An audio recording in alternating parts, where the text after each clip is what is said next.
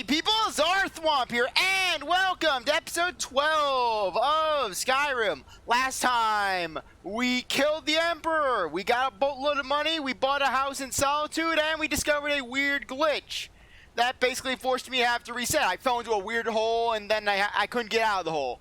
And now we're going to try to move on with the main quest. We're actually going to be moving out, and we're going to be actually, hopefully, completing the main quest line in today's stream. Anyways, I also forgot to mention, we adopted a young child. Essentially, Florian felt that his house was not full enough, so he decided to, well, bring in a young child, but in the only way he knew how, by essentially killing the parents. Because that is the only way that Florian gets stuff done. He basically destroys parents, he destroys families, no one is safe. Okay, yeah, you know what? We're going on our way there anyways. We're heading off in that general direction. So you know what? We'll pay our old friend Malakanth a visit. We'll pay him a nice little visit, and we will teach him what happens when he tries to get Florian assassinated. Florian hasn't forgotten. Florian never forgets. That's the way of Florian. So we're just going to make a quick pit stop over to this cave, and then we will be heading out to for basically the Alduin wall. There's a giant over there. Or Forsworn. Okay, fine. I'm perfectly content with this. Okay, my aim is off tonight. My aim is very off. Yeah. Take that. Yeah, you think you're so tough? Boom. Anyone else? Anyone else? He's somewhere near. Ah, there he is. And that's how it's done. Just decimating them with one fireball. And how far are we off from our destruction leveling up again? Okay, we should be reaching level 70 soon, which will get us some good spells, some very good expert level spells. Okay, I'll take that. Amulet of Mara. I'm not going to use the Amulet of Mara because, frankly, Florian doesn't really care about that sort of thing. Okay, where are we going? Ah, over here. What's down there? I could check that out, but frankly, you know what? I'm going to go to Malakanth's cave, and then I'm going to check that out. And then I'm going to get on with the main story. Because, like I said, it's one of those things where I just want to knock it out, you know, basically get it done. I know that's a horrible thing to say in an Elder Scrolls game, but really just at least getting one major landmark done tonight would actually be really good. Bear! Burn the bear! How does a bear have more? Oh crap, 2 bears! Dwemer Lord, wanna back me up a little here? Dwemer Lord, save me! Okay, good. Fireball, fireball, fireball. Yeah. Good, Dwemer Lord, save me. Good job, Dwemer Lord. Good job. Nothing. Oh, Flawless Garnet, nice. Yeah, I believe Malakanth actually lives within that cave. So we'll head over there. And then we'll be able to finish him off. We finished off one of his little cronies, but we can finish off the others. Hey, it's for the experience. I need the experience to survive, to thrive. Hello, Malakanth. Wait. That's Ridgecliff Cave! Okay, yeah, I think Days of Death. Ridgecliff Cave! Okay, this was not what I was looking for. This was not the area I was searching. Okay. Okay, I don't want to put down, I want to remove the marker. Okay, where's Alduin's wall? Yeah, there it is. And now, dragon, hooray! I'm just moving out. Okay, where are you? Ancient dragon. Okay, come on.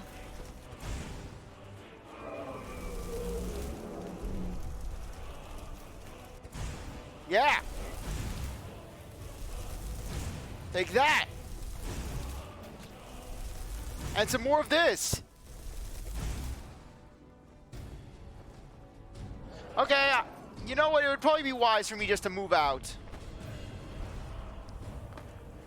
Or deal with that. Come on, Alduin's wall is right over there.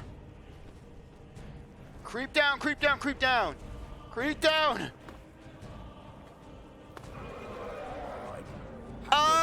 This is a good time, thief. You know what? I'll just stand here and let you die. Walk away right now. I'm not going to ask again. Walk away. I don't have time for this.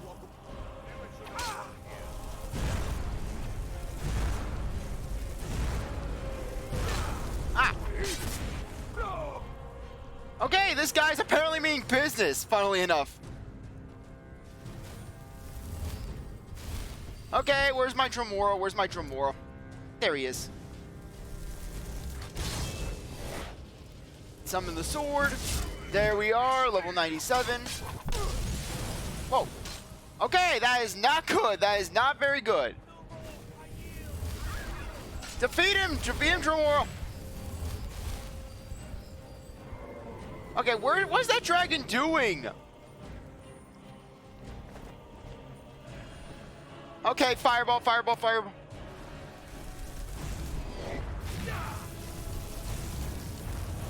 Fire, fire. Okay. Gotta wait for level 100. Once I get to level 100, then I'll be really powerful. Okay, really, I am not in the mood to fight a super powerful dragon.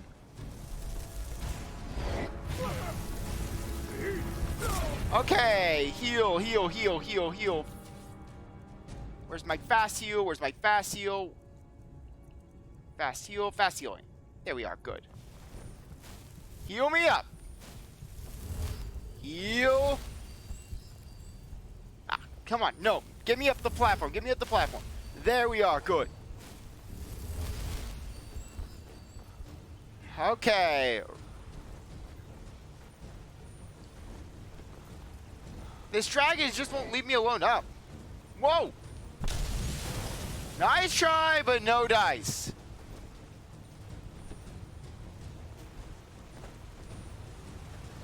Get out of here.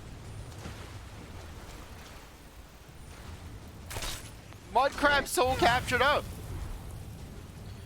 Okay, he keeps on dive bombing me. Gotta get out of here.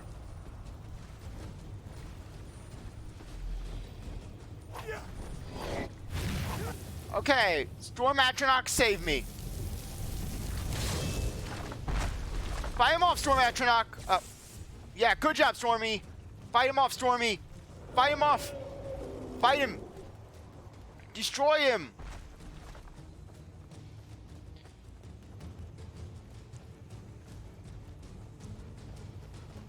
Okay, we made it to a dragon tomb.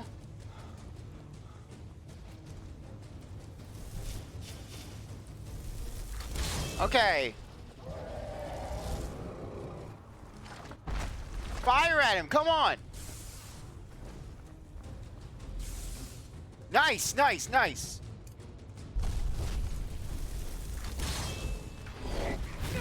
Whoa, what was that slide just then? Oh, what, you think I'm scared? I will summon 5 more where he came from.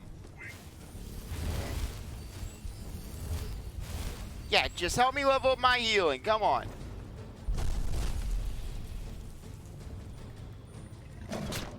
Okay, where's my Drum Warlord?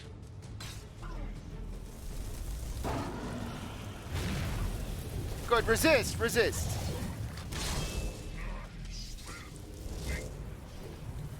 Okay, really? Every time, every time. Where are you? Come on. Yes, Alduin's greatest of generals.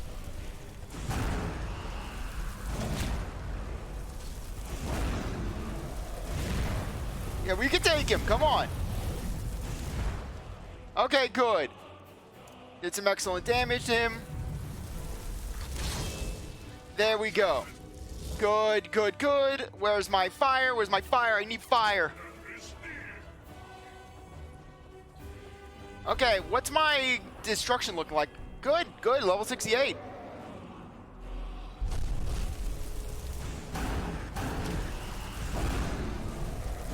Yeah, we'll fight him. Come on. Destruction level 69.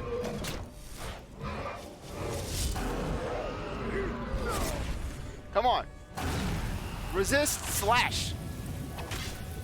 I can do this. Come on. And boom.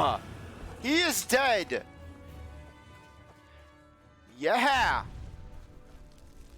Fall down, ancient dragon. Glass bow of shocks. Sapphire, nice, I'll take that. I'm not gonna take any of the scales or the bones. Yeah, but we did it. We did pretty well. We actually won that one. Give me your soul. Give it to me now.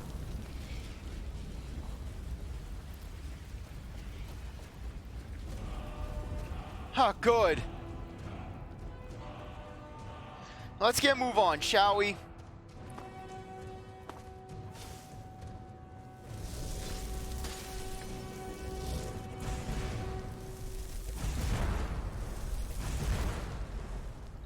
Oh, how cute. You think that your little ice golem is going to take me on? Take him on, Dremora Lord. Fireball, fireball, fireball. Where are you, fireball?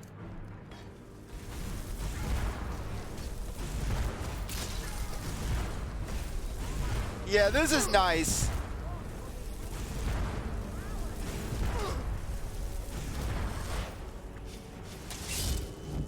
Come on.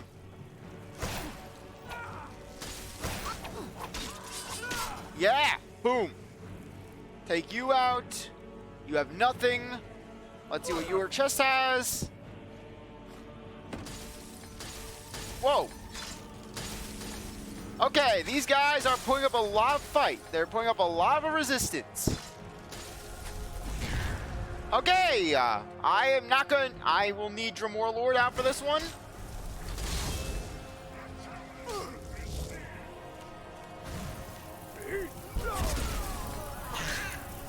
Boom. And there we are. Dead Hagraven. Charge! Charge him, my Dremora. We'll take her feathers.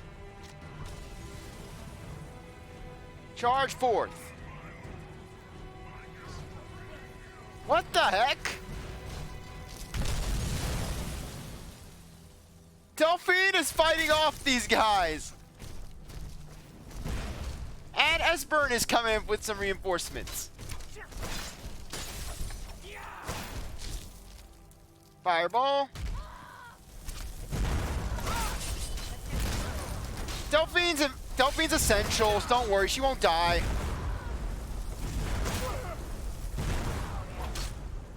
Come on, boom. And there we go. Whoa.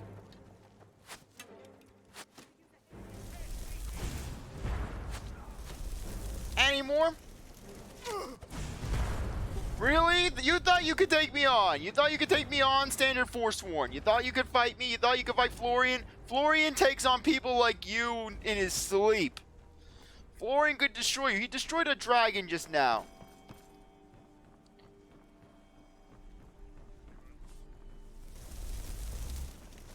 You're as good as dead. Yeah, I like how he just hesitated there. Oh, at least he hung on longer than most. Okay, anything at your little camp? Nothing. Well, at least we took out an army of them. Okay, destruction level 69. Conjuration is almost level 98. Okay, let's conjure a Dremora Lord.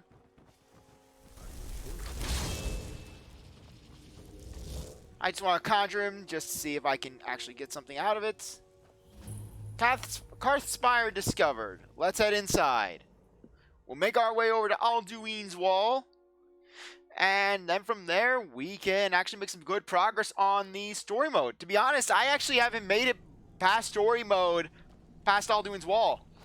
I tend to get distracted with virtually everything else. Fireball. You know what? While we're here, restoration. Let's take off healing. I'm not going to use it.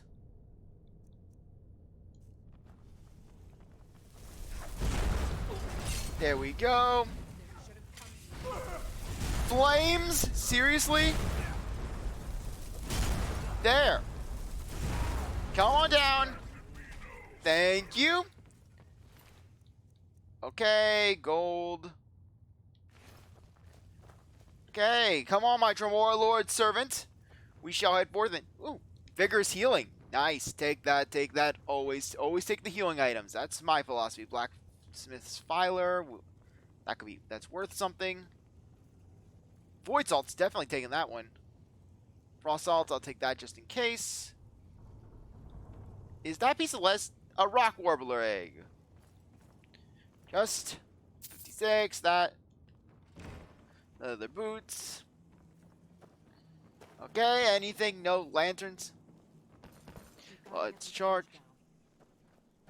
Okay, fine. I can get that bridge down, no issue. Pillars must have something to do with it. Yes, these are Akaviri symbols. Here, let's see. You have the symbol for king. Yes, warrior. And of course, the symbol for dragonborn. That's the one that appears to have a sort of arrow shape pointing downward. Yes.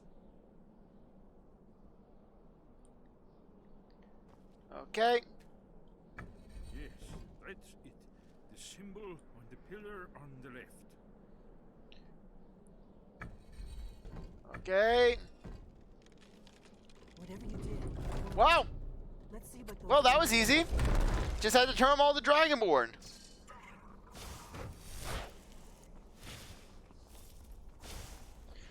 Okay. You know what? Become ethereal. Bye, guys. Wait, Why are you stopping? you should be careful here. See these Yes, symbols that mean nothing to me. I'm already over here. Bye, guys. Esbern's right. Look like pressure plates. We'll cross once it's safe. Okay, fine. Be careful. Okay. Ah. Okay, why can't you guys just out? Okay. Gotta go with the ethereal. Where's my ethereal? Ah, here we are. Good. We'll cross. Okay, where's the mechanism? Ow! Be careful. Okay, I was honestly not expecting that. What happened just now? I don't even know. I just got blasted.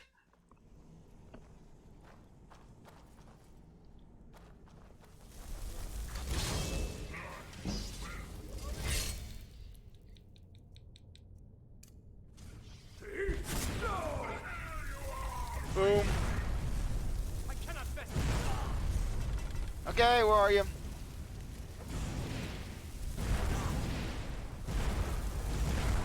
Yeah, got him defeated. Cold 10. Just You'll getting remember warmed up. our old training.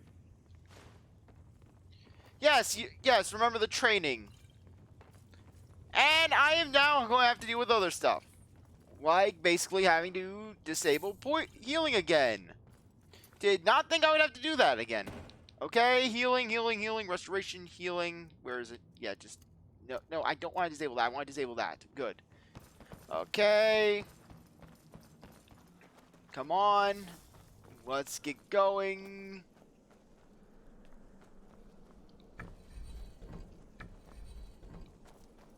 Okay, and...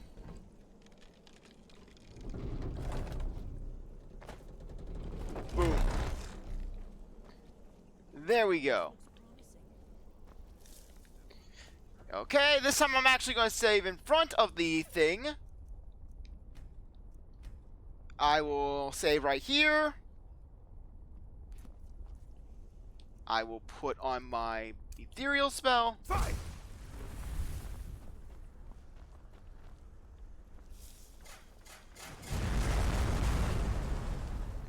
Glad to know the Dremora Lord, he was safe.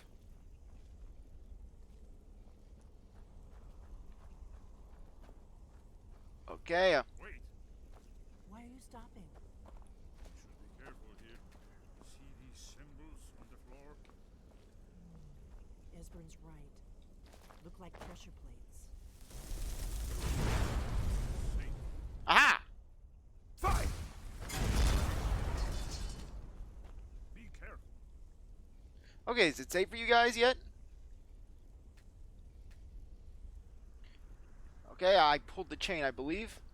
There we are, good. Looks safe now. Let's move. I think we must be close to There we go. And though I ran across it, no issue. Let's go up here. Skyhaven Temple. What's in this chest? Glass battle axe. Okay, decent damage. Lesser soul gem. Let's search around, scan around the area a little.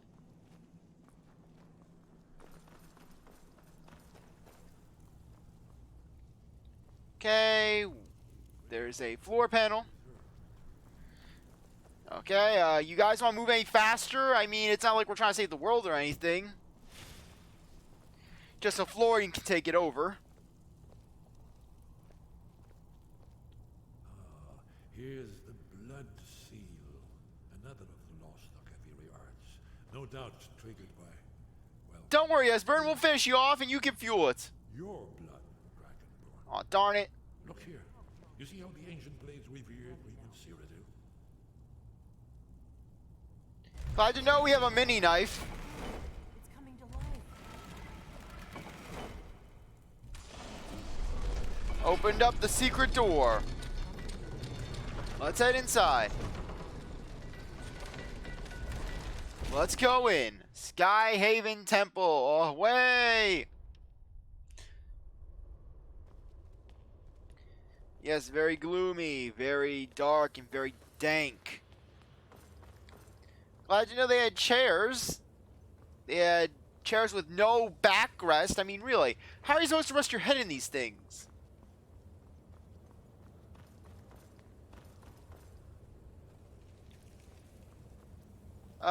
Esbern, anyone want to, come in? It's not like I can do anything. Okay, there's an exit to Skyrim. Nice to know.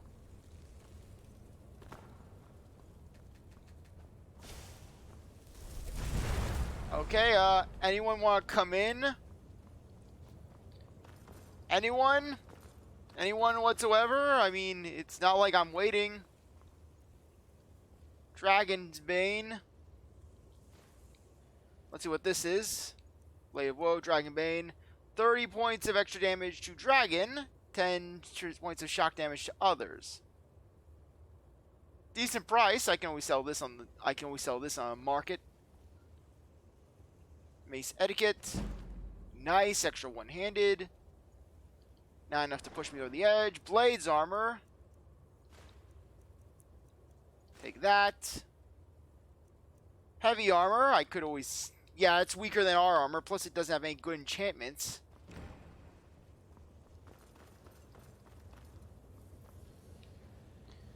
Esbern, why aren't you guys coming, to see the wall? Oh, good. There you are. Finally, Esbern. Alduin's wall, so well preserved. Huh? I've never seen a final example of early Second Era Akaviri sculpture and relief. Delphine, where are you? Esbern, we need information, not a lecture on arts. Yes, let's see what we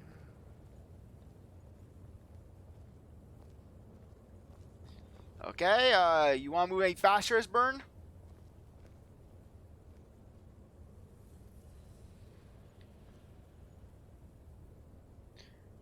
Look, here is Alduin. This panel Yes. to the beginning of time, when Alduin and the dragon cult ruled over Skyrim. Here, the humans rebelled rebel against their dragon overlords, the legendary Dragon War. Alduin's defeat is the centerpiece of the war. You see, here is fallen from the sky. The Nord-Tongs, masters of the voice, are arrayed against him. So does it show how they defeated him? Isn't that why we're here? Patience, my dear. The Akaviri were not a straightforward people. Everything is couched in allegory, mythic symbolism. Yes. This here, coming from the mouths of the Nord heroes, this is the Akaviri symbol for shout. But there's no way to know what shout is meant. You mean they used a shout to defeat Alduin? You're sure? Oh yes, presumably something rather specific to dragons, or even Alduin himself. Remember, this is where they recorded all they knew of Alduin and his terror. So we're looking for a shout then. Damn it. You ever heard of such a thing? A shout that can knock a dragon out of the sky? No! Never. The Greybeards might know. You're probably right. I was hoping to avoid having to involve them in this, but it seems we have no choice. What do you have against the Greybeards? If they had their way, you do nothing but sit up on their mountain with them and talk to the sky or whatever it is they do. The Greybeards are so afraid of power that they won't use it. Fear or they control it? Have they tried to stop the Civil War or done anything about Alduin? No. And they're afraid of you, of your power. Trust me, there is no need to be afraid. Think of Tiber Septim. Do you think he'd have founded the Empire if he'd listened to the Greybeards? Tiber Septim founded the Empire by essentially hijacking a giant Dwarven attack robot. Shouts were not involved in any way, shape, or form with that area. Power can be Don't worry, I'm not afraid of my own power. Good. The Greybeards can teach you a lot, but don't let them turn you away from your destiny. You're Dragonborn, and you're the only one who can stop Alduin. Don't forget it. Trust me, if you knew about Florian, you'd want him to turn away from his destiny. His destiny of pretty much having a body count high in a pile of bodies that have been slain by him that can rival the throw of the world in terms of height. Right. Good thing they've already let you into their little cult. Not likely they'd help Esbern or me if we came calling. We'll look around Skyhaven Temple and see what else the old blades might have left for us. It's a better hideout than I could have hoped for. Talos guard you. A cult? In the third panel, the prophecy which brought the Akaviri to Tamriel in the first place, in search of the Dragonborn. Here are the Akaviri, the blades. You see their distinctive long swords. Now they kneel, their ancient mission fulfilled, as the last Dragonborn contends with Alduin at the end of time. Are you paying attention, Delphine? You might learn something of our own history. I know the prophecy by heart. Once all blades knew it, when misrule takes its place at the 8 corners of the world. When the brass tower rocks and time is reshaped, when the thrice blessed fail and the red tower trembles, when the Dragonborn ruler loses his throne and the white tower falls, when the snow tower lies sundered, kingless, bleeding, the World Eater wakes and the wheel turns upon the last Dragonborn. Okay, we learned something interesting. Yeah, but really, I don't think the Greybeards can really classify as a cult since they're not actively recruiting people, and they have an entire people of 5. They have an entire group of 5 people, if that. Yeah, really, Delphine. You want the Greybeards just coming down here, destroying Skyrim? They could conquer Skyrim if they wanted. They could conquer all of Tamriel if they so desired. Oh yeah, because basically a Greybeard that gets involved in politics. That's Ulfric Stormcloak. If Ulfric Stormcloak followed the way of the Woods, there would be no civil war. Because Ulfric went mad. Granted, Ulfric challenged King Torrig to a duel, and basically Torrig accepted, knowing full well that he was dealing with, well, a guy who can shout you to death. He knew all about what Ulfric was capable of, yet he didn't back down. He knew what he was getting into. Okay, where is it? Where is it? Throat of the world, throat of the world, throat of the world. Ah, here we are. Throat of the world. We're going back to High Hrothgar. We haven't been back here in quite some time. Meanwhile, the Greybeards, they hear word of all the destruction. They look down from the mountain, and they see just a giant pillar of fire from Whiterun on several occasions. Ah, yes, the last Dragonborn has killed another 500 guards.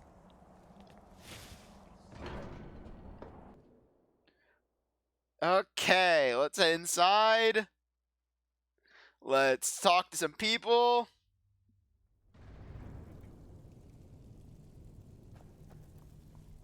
Agnir, where are you? Where are you? Ah, you're over here. You're sleeping? You do not get to sleep when you work with me. Oh, you're not sleeping. You're sitting in a chair. Sky above. Your training proceeds well, Dragonborn. I would be... Okay, learn about the voice. What does it mean to be Dragonborn? Or shouts? I'd like to learn the shout used to defeat Alduin. Where did you learn of that? Who have you been talking to? People. Does it matter? Yes. For matters of such gravity, we need to know where you stand. Or who you stand Florian with. stands with himself. Who I stand with is my business. If you wish to stand alone, so be it. If you wish for our help, you will answer my question. Fine, Agnir. Where did you learn of a shout used to defeat Alduin? Yes. It was recorded on Alduin's wall. The Blades, of course. They specialize in meddling in matters they barely understand. Their reckless arrogance knows no bounds. They have always sought to turn the Dragonborn from the path of wisdom. Have you learned nothing from us? Would you simply be a tool in the hands of the Blades to be used for their own purposes? The Blades are helping me. I'm not their puppet. No, of course not. Forgive me, Dragonborn. I have been intemperate with you. But heed my warning. The Blades may say they serve the Dragonborn, but they do not. They never have. So can you teach me the shout? No, I cannot teach it to you, because I do not know it. It is called Dragonrend, but its words of power are unknown to us. We do not regret this loss. Dragonrend holds no place within the way of the voice. Okay, what's so bad about Dragonrend? It was created by those who had lived under the unimaginable cruelty of Alduin's dragon cult. Their whole lives were consumed with hatred for dragons, and they poured all their anger and hatred into this shout. When you learn a shout, you take it into your very being. In a sense, you become the shout. In order to learn and use this shout, you will be taking this evil into yourself. You're basically what you're saying is that you're adding a drop of water. Considering Florian's track record, you're essentially adding a drop of water to the ocean. Only Paarthurnax, the master of our order, can answer that question, if he so chooses. Okay, I need to go speak with Paarthurnax. You weren't ready. You still aren't ready. I'm the Dragonborn! Thanks to the Blades, you now have questions that only Paarthurnax can answer. Why haven't I met him yet? He lives in seclusion on the very peak of the mountain. He speaks to us only rarely, and never to outsiders. Being allowed to see him is a great privilege.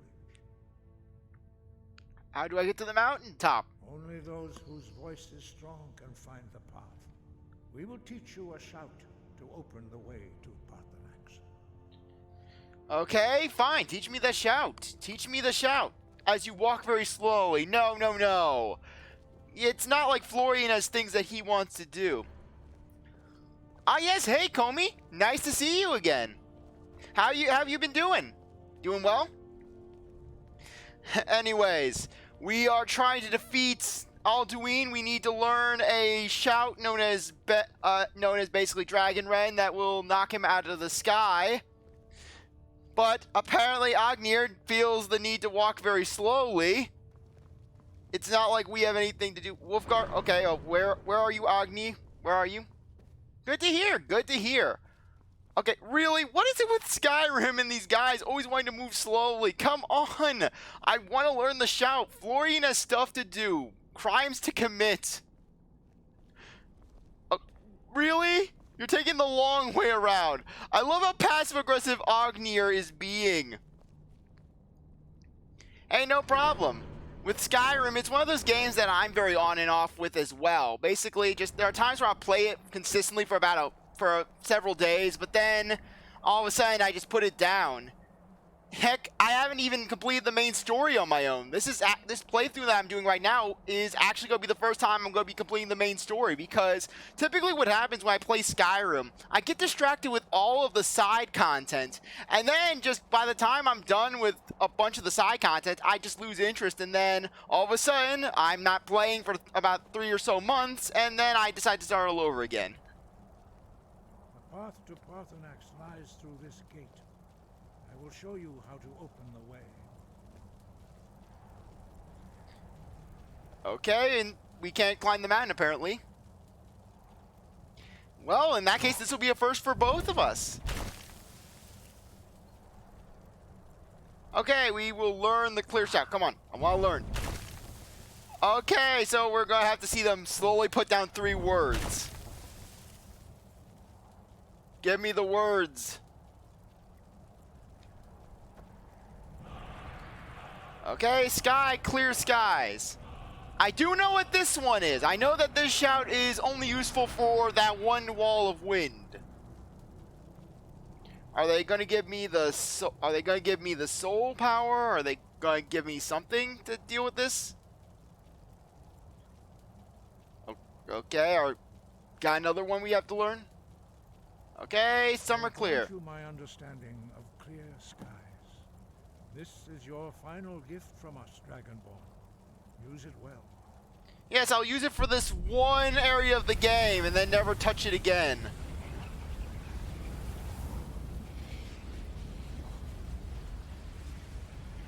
Clear skies will blow away the mist, but only for a time. Okay, fine. The path to Okay, shouts. Where's my clear skies? There we go. Clear skies. That is a cool shot, I have to admit. Let's go. Up to the top of the mountain. Yeah, I think there's going to be an ice wraith up ahead. Okay, the winds are coming back. The winds are coming back. A shout. Can I shout? Thank you. There we go. As we wait slowly for the winds. Can I shout once? That would actually be pretty nice if I could just shout once. Okay. Okay, that is a lot better. Wait, why am I doing that when I could simply do... Gotta get that sweet experience. Gotta get that sweet, sweet experience.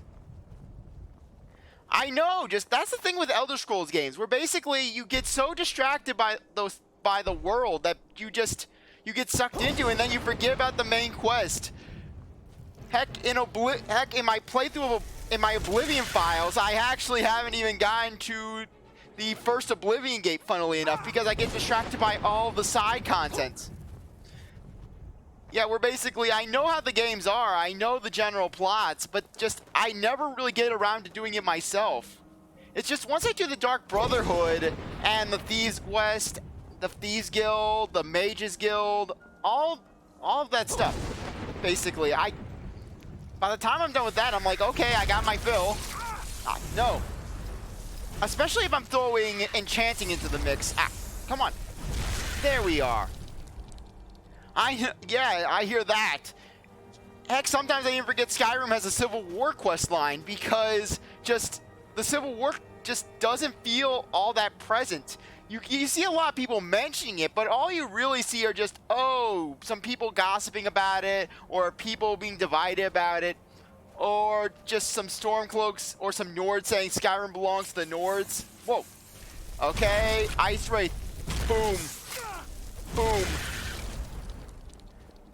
Yeah, if you're curious, I did actually set Florian on the path to the Imperials because Florian, he wants to basically make a united empire just to really screw with the Thalmor.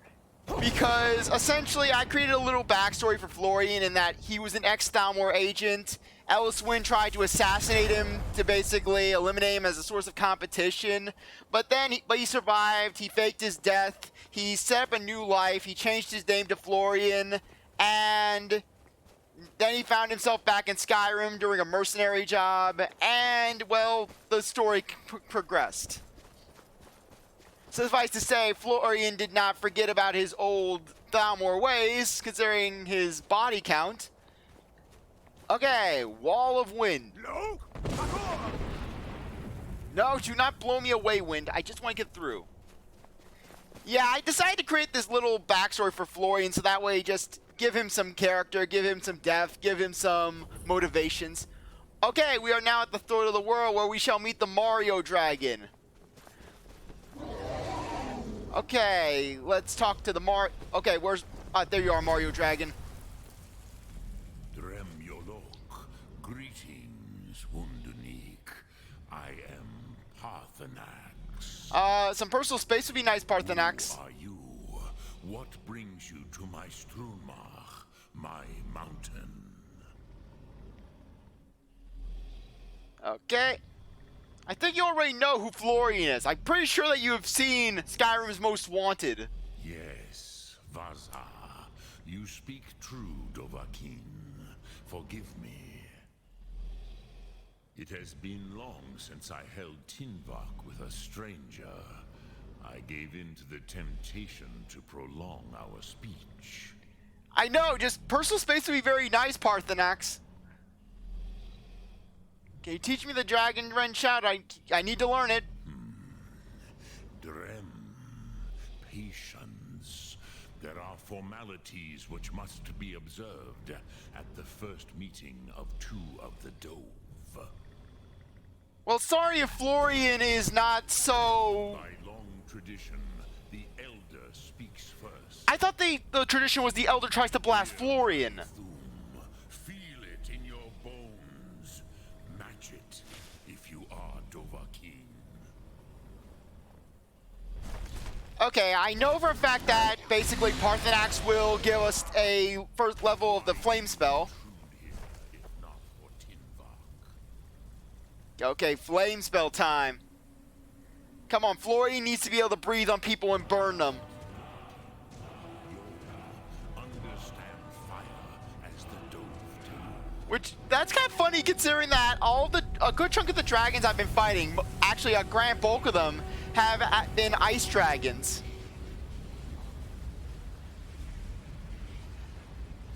Now, show me what you can do. Greet me, not as elf, but as Dova. Okay, fine, I'll blast you with a shout, which, frankly, has been a greeting from Florian. Okay, Fire Breath. Yeah, I'll put Fire Breath as a favorite spell. There. I have expected you, Proda. You would not come all this way for Tinvak with an old Dova. No, you seek your weapon against Alduin. Wait, basically, college guys pretending to be Skyrim NPCs. Yeah, I can see how that would be entertaining. Though, what would be even more entertaining if they were pretending to be Oblivion NPCs? Because just the NPCs in Oblivion, they just have a special charm to them. Just this special sense of incoherency that would make me look competent by comparison. Just the small talk between the Oblivion NPCs. Just it's a magical experience. Okay. Do you know Dragonrend or not? Crosis, sorrowfully, no. It cannot be known to me.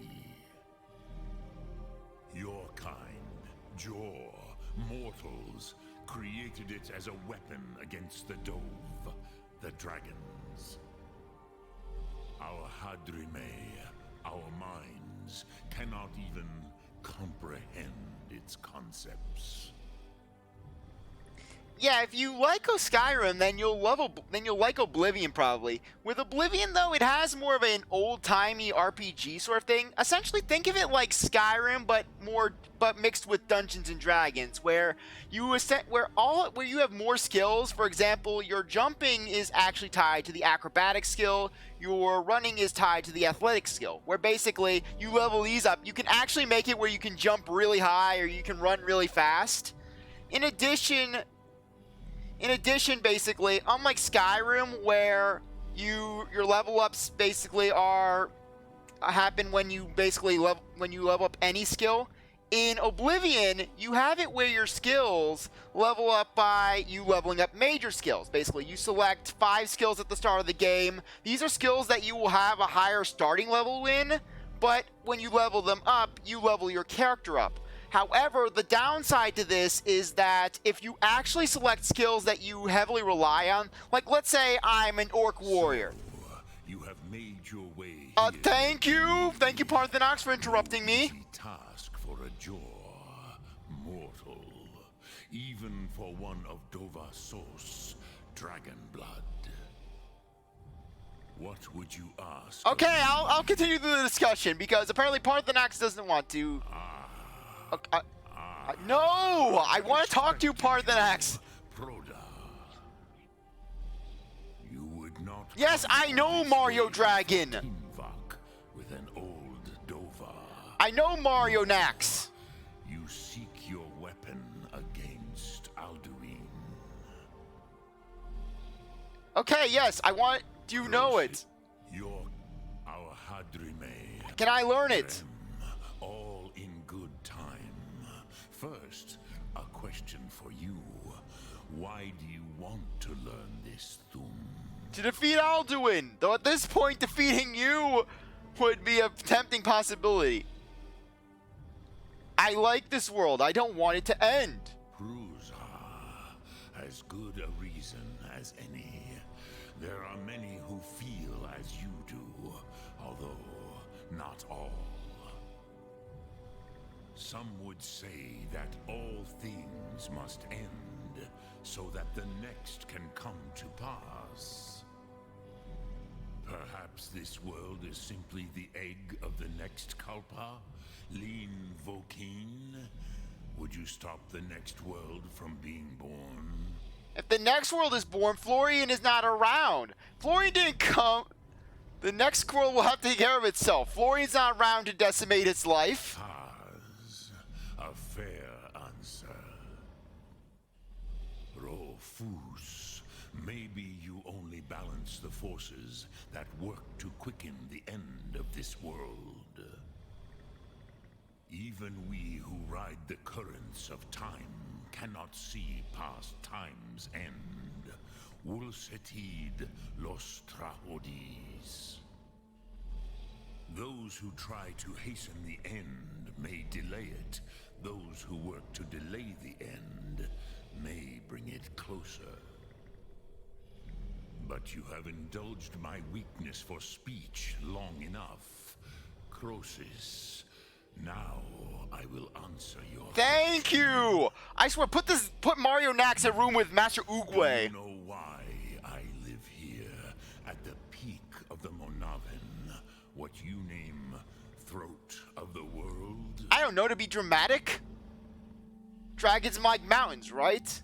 You said you were going to answer my question. Please answer it, Mario Nax. Drem, patience. I am answering in my way. The long way. This is the most sacred mountain in Skyrim, Zokravakstruma, the great mountain of the world. Here, the ancient tongues, the first mortal masters of the voice, brought Alduin to battle and defeated him. Well, if they were anything like you, that he probably just they probably just bored him to death with conversation. I'm sorry, Paarthurnax, you're just rambling on at this point. Yes and no. Vik nus ni Karon. Alduin was not truly defeated either. If he was, you would not be here today seeking to defeat him. The Nords of those days used the Dragonrend shout to cripple Alduin, but this was not enough. Ok Mulag Unslad. Yeah. It was the Kell, the Elder Scroll. They used it to cast him adrift on the currents of time. Hey, Paarthurnax, he may rant, but Paarthurnax is a good guy. He's very chill. At least he's not blasting me with fire. Are you saying the Ancient Horde sent Alduin forward in time? They made him my problem. Not intentionally. Some hoped he would be gone forever, forever lost. Meye. I knew better. Tidbo Amativ. Time flows ever onward. One day, he would surface. Which is why I have lived here. For thousands of mortal years, I have waited. I knew where he would emerge, but not when. Okay. How does any of this help me? Please answer it. Well, we'll be getting a Rye Dragon shout at some point when I go and do the Dragonborn DLC. Actually, no, we'll be getting a Rye Dragon shout in the main story. Here because of what the ancient Nords did to Alduin. If you brought that Kell, that Elder Scroll back here to the Tid Ahran, the Time Wound. With the Elder Scroll that was used to break time, you may be able to cast yourself back to the other end of the break. You could learn Dragonrend from those who created it. And potentially go blind in the process, considering how Elder Scrolls work. Do you know where we can find an Elder Scroll? I know where to find an Elder Scroll, and it would actually link into a Daedric artifact mission. Croesus, no. I know little of what has passed below in the long years I have lived here. You are likely better informed than I. The Lord Keeper at the College of Winterhold might know. Yeah, the guy whose books I torched, who Florian torched way back when the quest was actually, that quest line was done. Trust your instincts, Dovahkiin. Your blood will show you the way. Okay, finally. Thank you. Okay, I know for a fact that there is a nice little secret on this mountain for me, since I actually have the Switch version. Where is it? I think it's on the left side of the mountain. Okay, over here, I believe. Over here, yes, in this chest for me. Go in this chest. You can see it's like a Legend of Zelda chest. Yeah, we have the Master Sword, the Hylian Shield, and the Champion's Tunic. Essentially, we could turn Florian into Breath of the Wild Link. Yeah, I know. Basically, how many ports that they've had? They've had the standard Skyrim port, the Anniversary port, the Dragonborn port, the Hearthfire port, just all kinds of stuff. Dawnguard. Just all kinds of ports on Skyrim. It's basically like how many versions of at this point, Skyrim is essentially becoming Elder Scrolls. Really, just give us Elder Scrolls 6. Really, it would be exciting to go somewhere like Blackmarsh or over to Hammerfell, or going to the Somerset Isles or Valenwood, or elsewhere. Really, just so many locations. Yeah, though knowing how Florian is, if he touched the Master Sword, he would burst into flames. I'll take the Master Sword. I'll take the Master Sword. I'll take this. Okay, we are... Yeah, I'll store it in my house. Back in Solitude. Okay, where's some heavy stuff that I could basically... Okay, I need to dump something off. Okay, bracers of the alchemy. Yeah, that's not gonna get off the weight. Okay. Curse my weight. Okay, I didn't take these out. Still have too much to run. Okay, what I'll do is I'll work back down the mountain. I'll sell off some stuff. And we should be all good. Going to Winterhold. Okay, we can't fast travel over encumbered. How nice. Thank you, Breath of the Wild Link. You have ruined my day for that. Okay, I could put Dragon Bane. It's a very valuable sword. I'm not going to sell the Wabbajack. I'm not going to put the Wabbajack there. You know what? Yeah, I'll put this in here. Still over encumbered just a little bit. So close. Okay, I should have some ingredients that I can get rid of. Yeah, you know what? I'm not going to use this Briarheart. Books. Any books that we can get rid of? Okay. Last Steed. Okay. Anything I can get rid of that would actually be worth it. Why do I have a Flames book? I'm not even going to use that. I can get rid of this. It's not going to be useful for me anymore. Solitude Home Guide. Rislav the Righteous. Okay. Yeah, I'll put this in here. Okay, that should make us that should lessen the weight just enough for us to actually get out to Winterhold, so I can actually unload some of these items. One thing I don't like about about Skyrim and just the over-encumbrance system is basically just I can't sell off items so easily because I always find the shopkeepers are running out of money so easily. I get these valuable items, I sell one item, boom, the shopkeepers all have money. And I don't want to... You're in Winterhold. My pa says people like you are the reason no one lives here anymore. Really? Do you... Don't care how many colleges they build. Asir, do you even know who Florian is? Last person who told Florian something like that died. And then basically resulted in the death of half of the Whiterun Guard. But anyways, let's head off to the shop so we can sell off some things. Brina's Ornaments. Yeah, really, Florian, he has a bit of a short temper. And that basically, he gets easily perturbed, and that leads to many guard I casualties. sell just about Okay, let's sell. Take a look. Yeah, I'm just going to basically sell. But the thing is that basically I get all these good items and I want to sell them. However, basically the shopkeeper runs out of money. See, look at that. Only 754 gold. I can sell this off for a good 400. Boom. And now look at this. She's pretty much almost at gold. Let's see, though, where I can find my stuff. Okay. Elven Gauntlets of Archery. Get rid of that. I'll get rid of the Gesture Boots. Finally unload that. Okay. Trinkets, odds Let's and see what ends, you have that in terms sort of thing. potions. You have nothing for me. Child's got... Okay, nope, that's not good. All right then. Yeah, I'll just store some stuff at the... I'll store the Master Sword in my Archmage's quarters at the college. Just get that all done. What's my destruction look like? Yeah, I'll level up destruction once at the college, just so that way I can actually buy the next level spells. Yeah, but I want the money.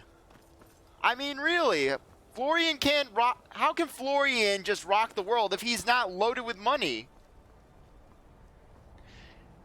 Yeah, that would... If I was going into enchanting, that is actually something I could easily do. Basically, with how broken enchanting is in Skyrim, you can easily beat the game with just your fists. Heck, you can beat the game with a fork with enchanting, because essentially there's a glitch in this game that essentially allows you to create that allows you to abuse archery, which basically not archery, alchemy. Basically, you can get this very powerful potion of enchanting, which will then allow you to create a gear with with an enhanced enchanting upgrade that will allow you to basically create enchantments that are through the roof. I'm talking things like plus 100,000% magical artifacts that make it where you don't run out of magic ever, or basically fist or unarmed, which would make it where your fists can kill anything in one shot. Okay, there you are, Fralda. Spells and Oh wait. incantations for those with the talent. No, I don't want to go into your menu, Fralda. Certainly, if you No, like I it, want can to teach train. But I won't be held responsible for what you do. There we go. And she has been cut off by the Take a look. level up music. Whoa. No enchantments? No enchantments even? I mean, I can understand if you're doing the main story with alone, because the way the game's designed, the main story is more or less rigged to where, oh hey, you're just playing along, you're having fun, you're teaming up with Esbern and Delphine. You're typically always with someone in the main story. Heck, the first dragon fight, it's always easy because you have an army of Whiterun guards and basically the Jarl's housecarl. Anyways, let's go into books. We should be able to buy... Oh, okay. Here we are. Incinerate. Let's buy Incinerate. There we are. Oh, Wall of Flames. Definitely, we'll buy Wall of Flames. That way, we can basically just roast everything in our path. Wall of Frost could actually be really useful. Whoa, I don't have enough gold. Okay, apparel. We'll sell Cicero's boots, his clothes, his gloves, his hat. We can also sell some cultist robes for some decent money. Finally, I can unload this stuff. Thank you. Thank you. I can finally get rid of all this. Jester's clothes, Jester hat. I am not going to get rid of that. I may be able to use it. Okay, where is it? Some more stuff. Ruby necklaces. Sell those for some decent coin. Nightweaver's band, not getting rid of that. Sell these rings. Sell the necklaces. Very nice. I'll sell one of you. Sell one of you. I don't need this. Okay, anything else? Oh, right, the books. We'll sell the Last Steed. We'll sell the Dance in Fire, the Annals of the Dragon Guard, Cicero's Journal. Anything else? Heavy Armor Forging. We'll sell that. I read that already. Hargar's Journal. I don't need that. Okay, I'm not going to sell my spells. Okay. We can actually go in and see if she has anything else for us. I don't think we're going to be... Okay, Wall of Storms, no. We're good there. Until next time. Okay, let's head in. Books, books, books. Okay, where is it? Here we are. Wall Flames and Incinerate. Use and use. We'll level up. We'll put some more into health, just because I need a little more for that. We'll wait until Conjuration is leveled up before basically getting our Twin Souls perk. That way we can have 2 Dramoras. As for this, we are all good with that. I could buy some Frost boosting, but I don't really feel that would be necessary for the time being. Hey, no problem. I'm not the best either. This is the most legit file I've ever had, because typically when I play Skyrim, I normally just go all out for enchanting, get some really broken enchanting gear, basically where I have unlimited magic, and I have a insta-kill weapon, and then I'm just going around just killing everything in one hit. It's beautiful. Okay, we'll just wait for the perk, because I want to just wait for Conjuration to be max level. Okay, where is it? Let me go to spells, my destruction, my beautiful destruction. Incinerate. I will definitely be keeping... Yeah, you know what? No. I don't need Fireball. I need Incinerate. 90 points of damage. And Where is my other book? I know I learned it. I know I learned that spell for the wall. The Wall of Flames. Ah, there we are. Wall of Flames. A wall of fire that will create 50 damage for each second pass that they hit. So basically, it would be a great block. Great shield. I know, I've had weird moments myself where in my most recent file of Skyrim, that I was doing this before this, where I was essentially an Argonian assassin who specialized in stealth and illusion magic. I was basically having it where I was doing the quest where you have to extinguish the flame in the Solitude Lighthouse in order to basically rob the ship, and then you get betrayed by the bandits. I got to the cave, and then I stopped playing after that. I basically just was like, I don't feel like doing it. Yeah, so basically, I've had some weird points myself where I just stopped playing. Typically, it's after I get the broken enchanting weapons, because it's like, what's the point of going on if I'm not going to have a challenge, if I can just kill everything in one shot? So, let's head into my fancy quarters. The fancy quarters that basically Florian has taken. As you can see, Florian has placed a lot of stuff there. Yeah, you know, we'll take this child's doll because in the last stream, Florian actually adopted a child in the only way he knew how, which was essentially involving orphaning the child in order to adopt. Yeah, Florian is a good person. Florian has destroyed lives. Okay, put the Master Sword in it. It's probably burning a hole through Florian's back because just the Sword of Evil's Bane, Florian is pretty much pure evil. Oh yeah, that's nice. That's very nice. Yeah, I'll put the Armor of the Old Gods, just because this is armor that you really only get one copy of. So I don't like getting rid of it. By the way, if you're curious about Florian's armor, Florian has the Archmage's robes. Basically gives him those nice decreases to magic, that plus 50 and that regeneration. He also has Daedric Boots of Warmth, which increases frost resistance to an absurdly high level, as well as Daedric Gauntlets of Peerless Wielding, which boosts his one-handed. Essentially, I got these by going into the Midden and using the Conjuration Station there. In order to get these gears, I did a lot of resetting and saving, though.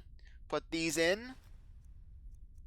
Head of the Old God, Hylian Shield, put that in. Good. Mage's Circlet, we aren't going to be using that. But I'll keep it anyways, it's not weighing us down too much. Oh, and we also have Vulcan, which basically is a mask that reduces our illusion costs. Our conjuration costs, which is very valuable for Florian, considering that conjuration is one of his main schools of magicka. So, let's go talk to the librarian, because... Okay, where's the library? Where's the library? It should be somewhere. I swear, this place gets me all twisted and turned. Ah, here's the Arcanium. So, let's go talk to the orc running it, and he'll tell us about the quest that will actually result in a very useful Daedric artifact. Okay, there you are, sitting behind your desk. I'm not Archmage or not. Okay, where are you? Still stand. I'm looking for an Elder Scroll. And what do you plan to do with it? Do you even know what you're asking about? Or are you just someone's errand boy? Florian is the Archmage of this university. He is your superior. He is the greatest mage here. But that's one thing I don't like about Skyrim, where basically just...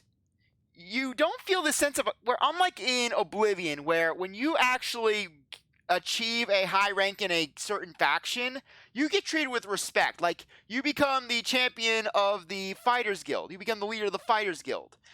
Essentially, they sing your praises, you get money, just, you feel like you're on top of the world. Heck, random civilians will go around saying, oh my gosh, you're the champion of the arena, or oh my gosh, you're the leader of the Fighters Guild. Meanwhile, in this game, you become the Archmage of the college, and you get this guy, Urag Gross Shrub, who's basically like, oh, you're the errand boy, even though I'm the Archmage. We saved the university from, I don't know, being exploded in a giant magical inferno. Tell us more. Of course, do you have one here?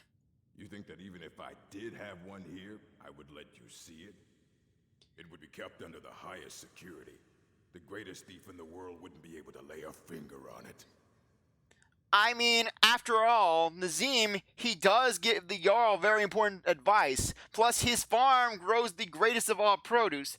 But that doesn't really matter, considering that, heck, Florian, he loves Nazim. He loves Nazim so much that Nazim is actually with him right now inside Azura's Star.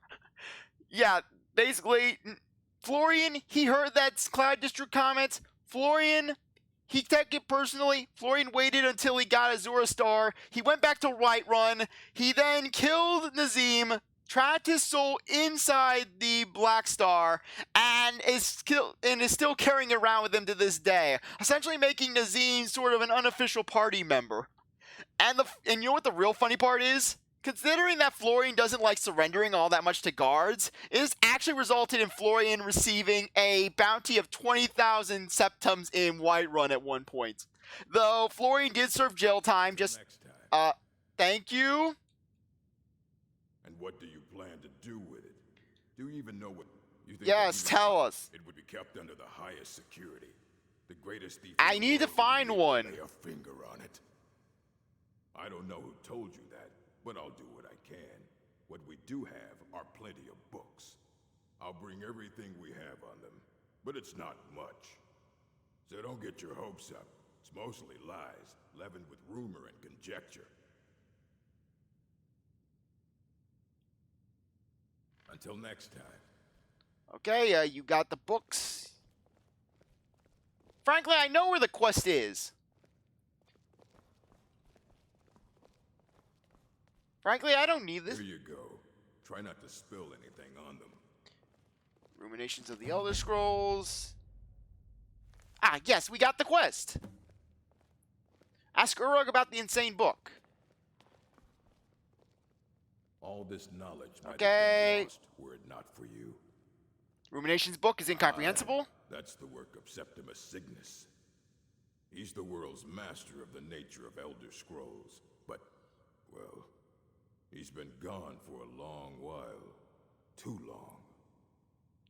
Where did he go? Somewhere up north, in the ice fields. He said he found some old Dwemer artifact, but well, that was years ago. Haven't heard from him since. Okay, good. Let's see where it is. We'll go talk to him first. We're not gonna go get the. We're gonna take that quest off, just because this is actually gonna be a very helpful scroll. This is gonna be a very helpful quest because this will give us a very useful Elder Scroll from one of my favorite Dremora lords.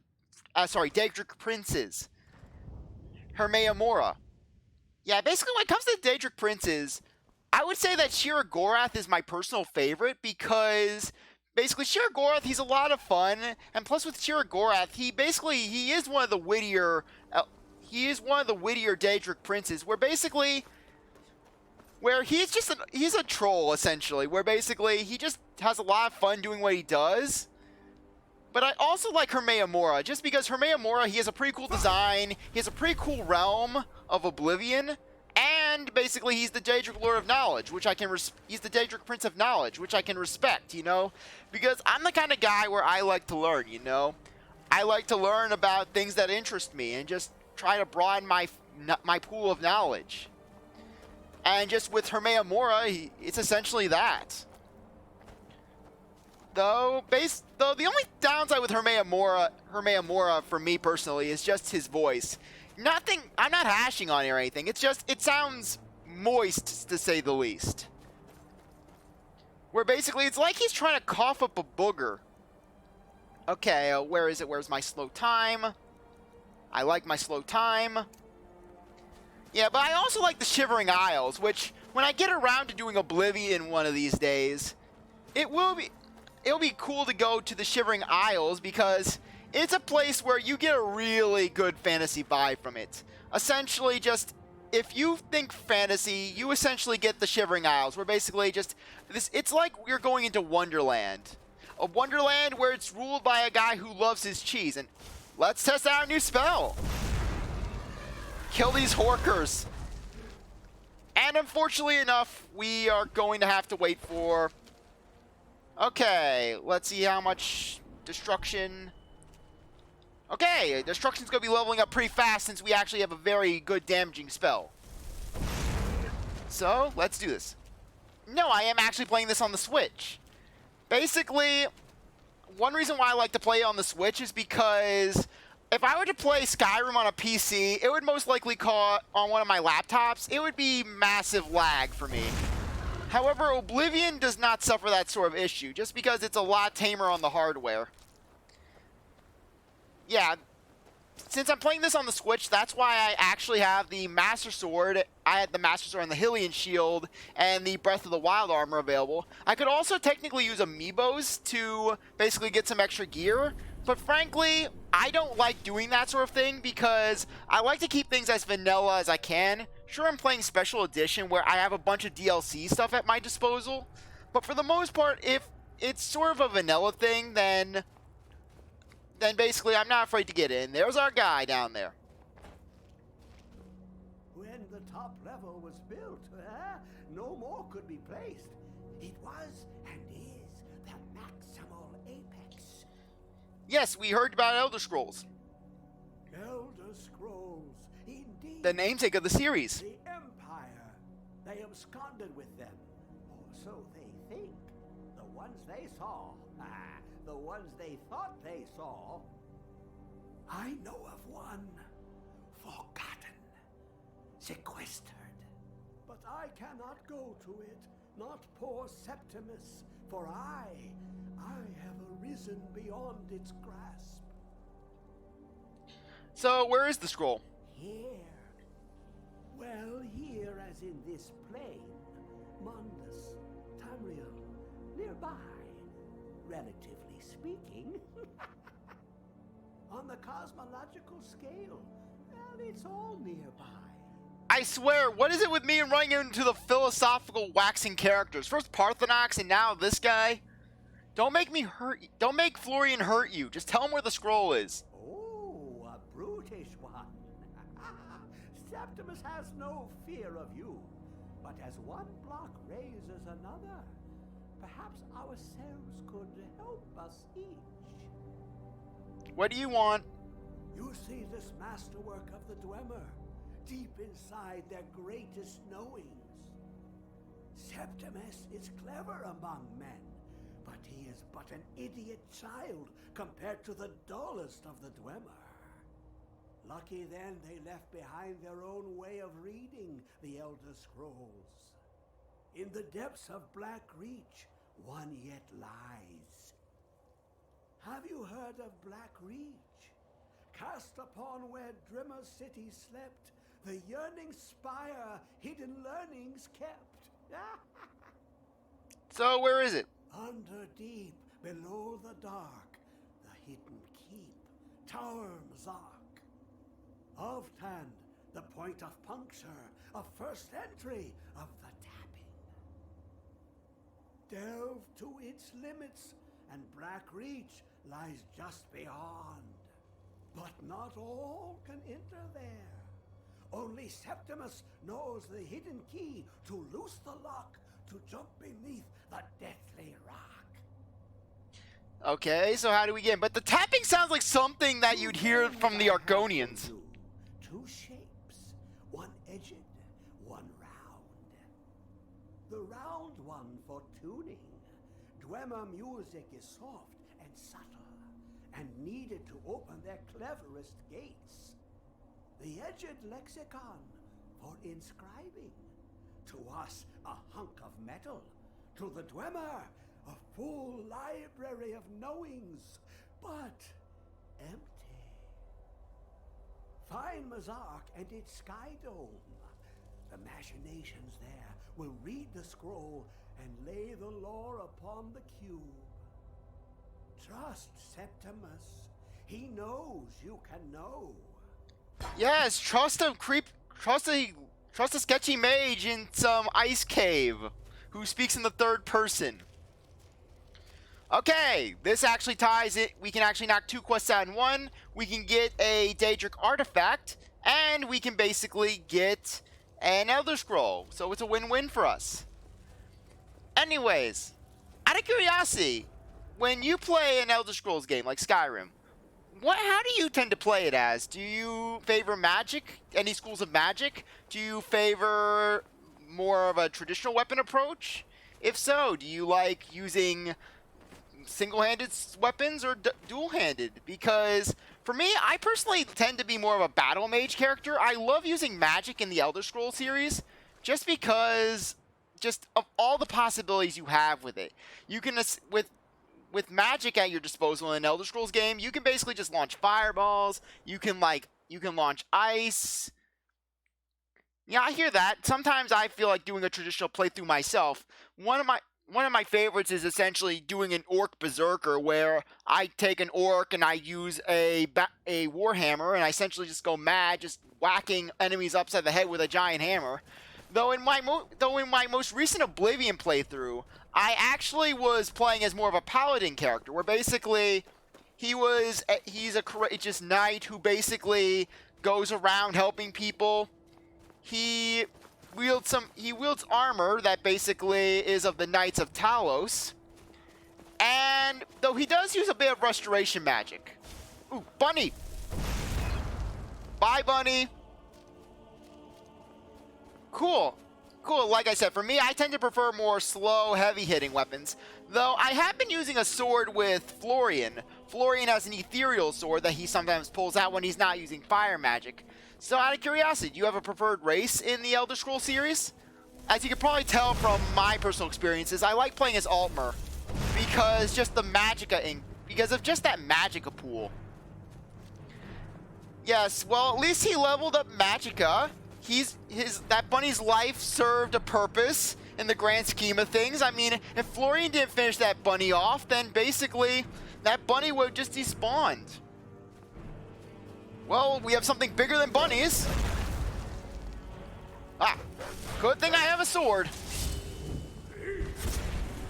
Boom. Soul captured. And it's now dead. All the wolves are gone.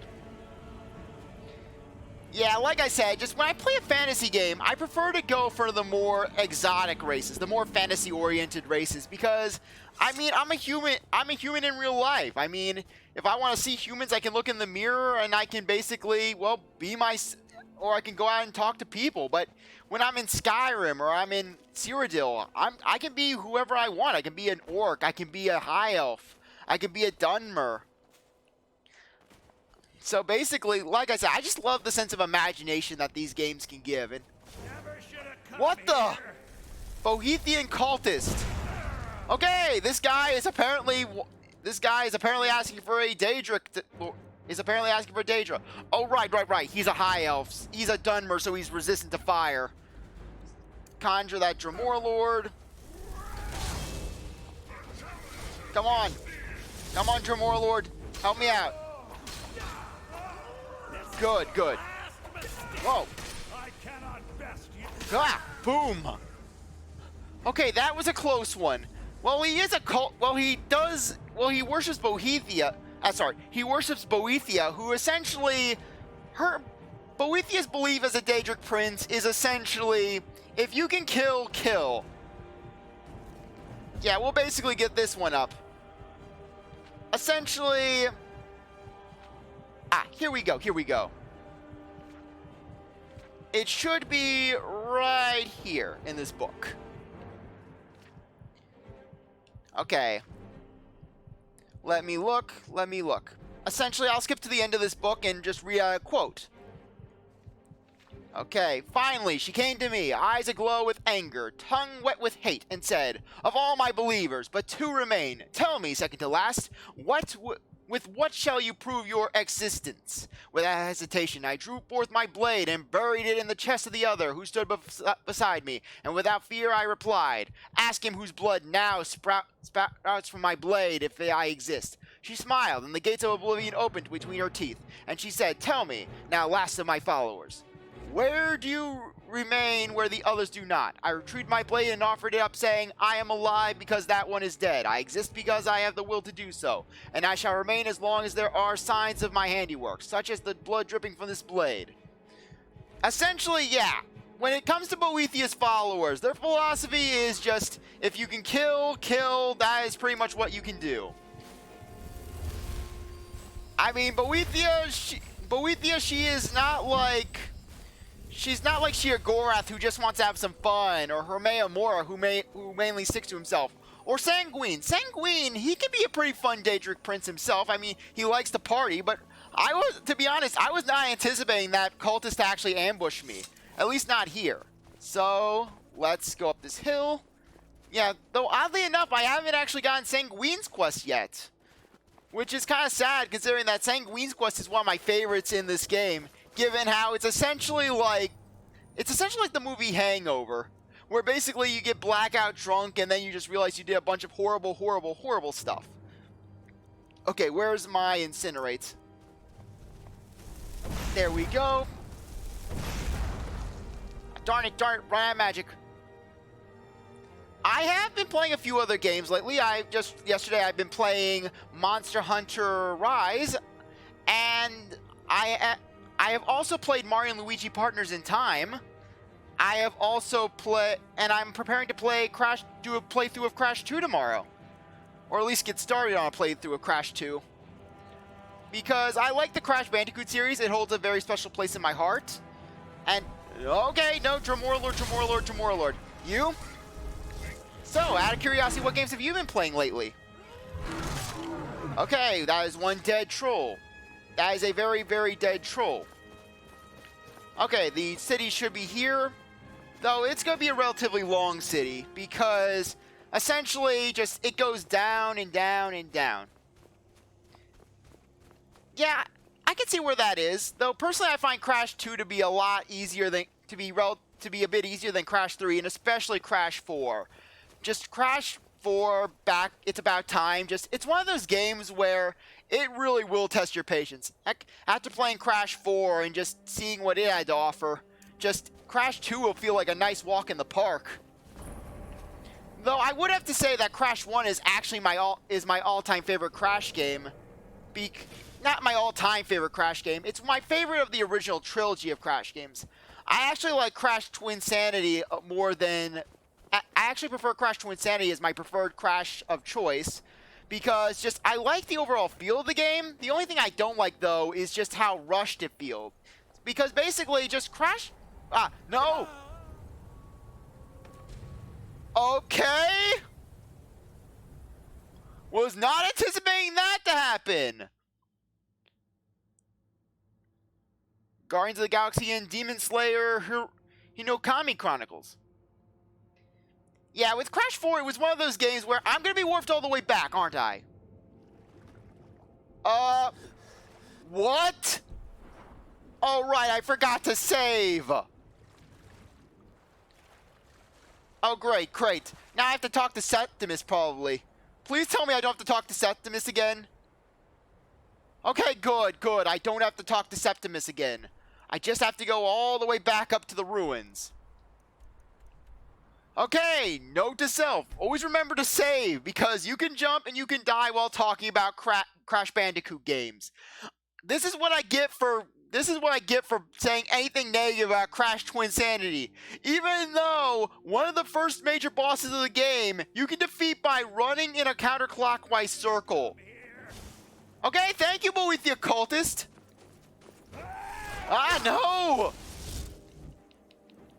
I love how he was just there, just waiting to ambush me. Thank you, Boethia. No. Potion. Where's my potion? Okay, here we are. Potion of healing. Thank you. That's one thing I like to do is use the time slow shout to basically to move back a little, summon a Dremorlord. Okay, go on. Save me, Dremorlord! Save me! Block him off. No. Facio. Good, block him off. Yeah, that good combo. Okay. Alto Wine, I'll take that. Boethiah's Province, I'll basically get the mission for that. And this time, I am actually going to save the game. I'm actually not going to be... I am not going to be risky about this. I am actually not going to overestimate my abilities. Hey, well, I'm happy. It at least gave me the mission back. But still, I just love how he was weighing in about the same spot for me, as if he knew the time stream had been altered and he could change the future. Like Shulk from Xenoblade Chronicles, he knows about the future. No, actually, no. He would be more like Sans from Undertale, where basically he's going to punish Florian for his sins. He knows that basically on nights like this, high elves like Florian should be rotting in oblivion. Okay, there's that ice troll. There's that frost troll. Where's my Dremor? Okay. Fire breath. Where's my incinerates? Incinerate. There we are. Good. We'll basically do that. Do this. And finish this frost troll off again. Get some level ups for our one-handed skill. Just kill him before he can even do a slash. Put our sword away and let's move out. Hopefully we can get into the Dwarven City without dying this time. I'm not going to do any... I'm going to have my ethereal shout just to be on the safe side because I'm not risking it. I am not risking another death with Florian. Yeah, really. I love how basically I can get around. I can fight an ancient dragon pretty much single-handedly with just some spells. No real issue. But the second I want to get into the Dwarven ruins, all of a sudden, boom, just dies from falling down. Love how Florian can wipe out entire legions of guards, but yet Florian dies when falling down a cliff. It's like basically dying on the toilet for a mass murder like Florian. Fight. I am not risking it this time. Jump down. Okay, we're going into the ruins. Yeah, though basically Florian has gotten that plenty of times. Though the funniest incident though that in this game for me so far was basically, yes, Dremor Lord dying. Basically, I'm doing the Dark Brotherhood quest, right? So essentially Florian's tasked with killing the Emperor's cousin, who essentially was coming to Skyrim to get married, and the Emperor, so basically killing her. Florian, I cast two fireballs with basically Florian. And basically what happened was somehow the fireballs did not register as coming from Florian. Florian didn't get caught, which ended up making it where essentially only the husband saw Florian. So he goes after Florian, trying to get back at him for killing his wife. However, no one else saw Florian do the kill. So essentially, they go ham and they're trying to kill the husband. Meanwhile, Florian is just able to walk out with no real issue. So yeah, that was actually the easiest time I had with that assassination, funnily enough. Where is it? I know you were trying to keep it for yourself, Cesar. Okay. Okay, where are you, kitty cat? Where are you, pussycat? Whoa. They should be somewhere. Okay, anyone? Yeah, but I love how just the guards. You're the Dragonborn, you're the sacred figure in Nord culture, and yet they're like, your shouts are disturbing us. Please go away. Yeah, luckily they don't give you a fine, though. Okay, what was that? Was that a trap? Okay, what's going on? Oh, just a spider walker. Okay, there we go. Nice and easy. Love having that increased power. Yes, you thought you saw a putty. Yeah, you thought you saw a putty cat. Okay. Yeah, try to do a bad Tweety Bird impression. Yes, you did. We did see a pussy cat. There we go. Just hoard some more soul gems. Just the specialty of it all. Okay. They should be back there, though. Ah, here's the chest. Wait, that's not a chest, that's a pipe. I love how I get the pipes mixed up with chests. That's how you know you're in a Dwarven ruin, where basically you're like, there's a chest! And did I just walk around in a circle? Oh, no, that was just a standard, that's just a standard robot. Okay, they should be somewhere. Where are you? Where are you? I know they should be somewhere nearby. I know that basically there's at least some characters there that are a little crazy. Okay, are you guys nearby? Too bad I don't have a detect life spell on me. That'd be really nice. Okay, I think I'm just heading back to the exit. What was that? Just now, what was that? I swear, when it comes to Skyrim, it's just, for as well crafted and as re-released as this game is, you just always run into about 1,000 bugs, especially with the audio. Just sometimes I've had it where spells don't make noises. Sometimes I've had it where the audio just gets really loud on me. Other times I have it where a weapon is constantly slashing. Just, it's really fun at times. Sometimes you just have to reset the game over and over again. Okay, is that something? No, that's just a wall. Like I said, fun in Dwarven cities where we're basically just trying to go. We're trying to find how to get through these places. And instead, we just get a wall. Okay, there should be a lever or something nearby. Okay, don't play games with me, game. Yeah, but it's part of the fun, you know. We're basically just, if Skyrim was a well-crafted game, it wouldn't be nearly the enjoyable experience that we know it to be. Dwemer inquiries, research notes. Ah, here we go. Let's see what these research notes have to say. Oh, right. Right, these are just basic lore. Essentially, there was an exploration stage down here where basically the guy was like, oh, hey, we're trying to find stuff in the city. I don't want people stealing my credit. He doesn't want the College of Winterhold coming after him. Which, funnily enough, some of his crew is from the College of Winterhold. Okay, take you out. Let's see what our destruction's looking like. Okay, destruction, level 71. Okay, we just gotta wait for that. Okay, there should be something nearby. Okay, nothing here, just blood. Lots of blood. Oh, a chest. Okay, gold ring, jeweled necklace. We'll be definitely selling those for a pretty penny. Okay, there's a torch. And a spider walker. Okay, boom. There we go. We did some nice damage. Whoa! He has some resistance on him. Okay, Dwemer Lord, come out and save me. Come on, you're a mage. Come on. Good. Jadar, potions of healing. We'll take all of those. No. I took everything, apparently. Woodcutter's axe, I'm putting that in. Apparel, I'm putting your clothes back. Your belted tunic and your boots. I don't need any of that stuff. Okay. Yeah, I took everything from him. I thought I could take the potions, but nope. Jazar. Okay, where's my healing potion? Where's my healings? Where's my healings? Ah, there we go. Fast healing. Okay, get the restoration up to level 40. Very nice. Very nice indeed. Magicka will go in. For the time being, I'm going to take off Incinerate, and I'm going to be putting Fireball back on.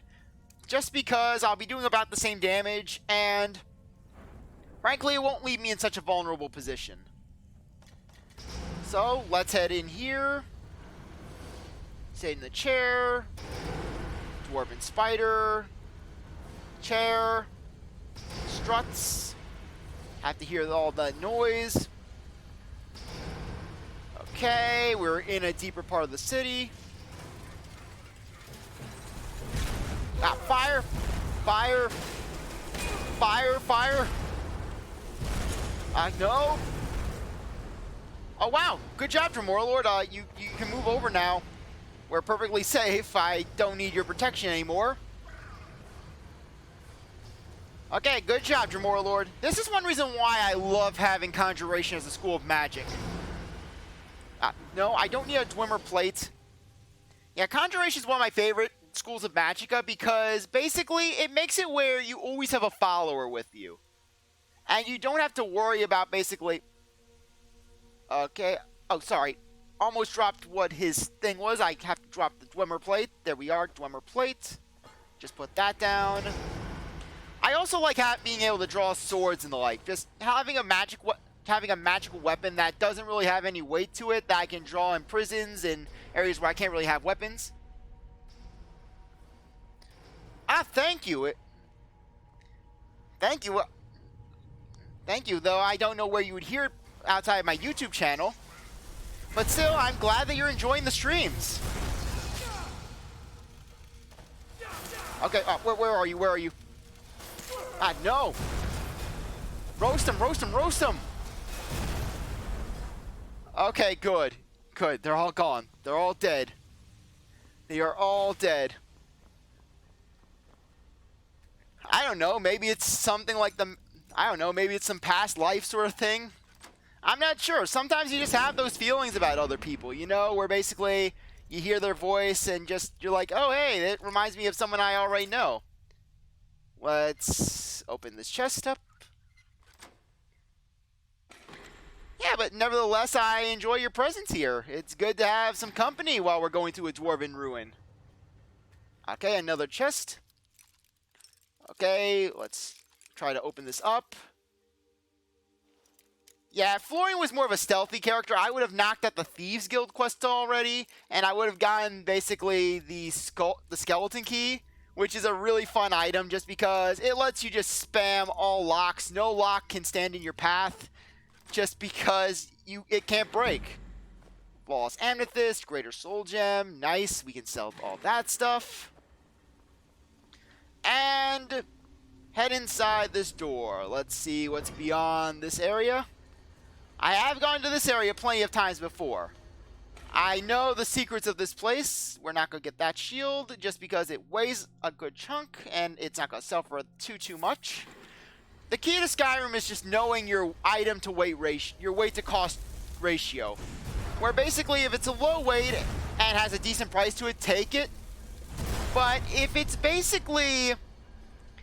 thing of where, oh hey, it's only about 200 or so and it has a weight of 12, I'm not going to take it. I will be playing Smash in the future, yes. It's typically, I do Smash on Thursday streams when I like to handle more one-off-ish sort of things. Just because Thursday is a day when I like to wind down. I'm feeling a little bit tired. Though on Saturdays, I like to do longer games like Skyrim, where basically it's more episodic. Because that way I have more energy, I can get more into it. And plus it takes a lot less time editing when I'm trying to get the episodes out for my playthroughs. Okay. Opening up. Oh, come on. Darn it. Let's open this up. It's an apprentice door. We can do it. Whoa! That was not a door I wanted to open up. Dremora Lord, save me! Save me, Dremora Lord, save me! Okay, boom. No! That is not what I wanted. That is not what I wanted. Yep, we got him. Dwarven bolts. If I was doing an archery build, I would definitely be getting those bolts because I love using a crossbow in Skyrim. It's a lot of fun just when basically you're just able to go around sniping things with a crossbow. Just so much better than just going with the standard bow and arrow. Fireball.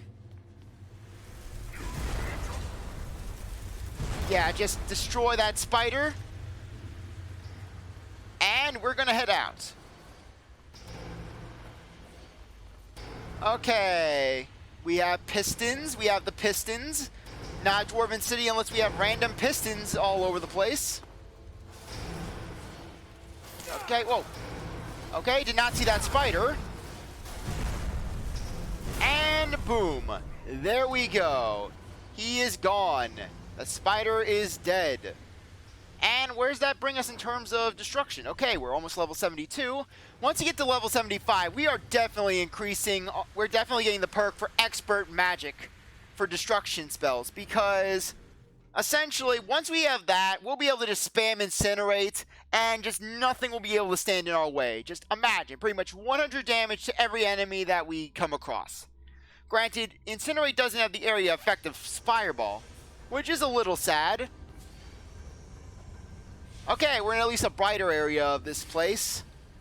To be honest, I'm not a big fan of the whole Dwarven city aesthetic. Because, sure, I like yellow coloration, but frankly, this place is a bit much, you know? Just, especially with all the pistons, all the gears, the Falmer. Just, I'm not a big fan of the Falmer, because just the Falmer just feel very generic. I mean, they feel like the goblins from Oblivion, but with slightly less character. Okay? Yes, a challenger is very close to us. Whoa. Okay, that was not what I wanted. I wanted slow time.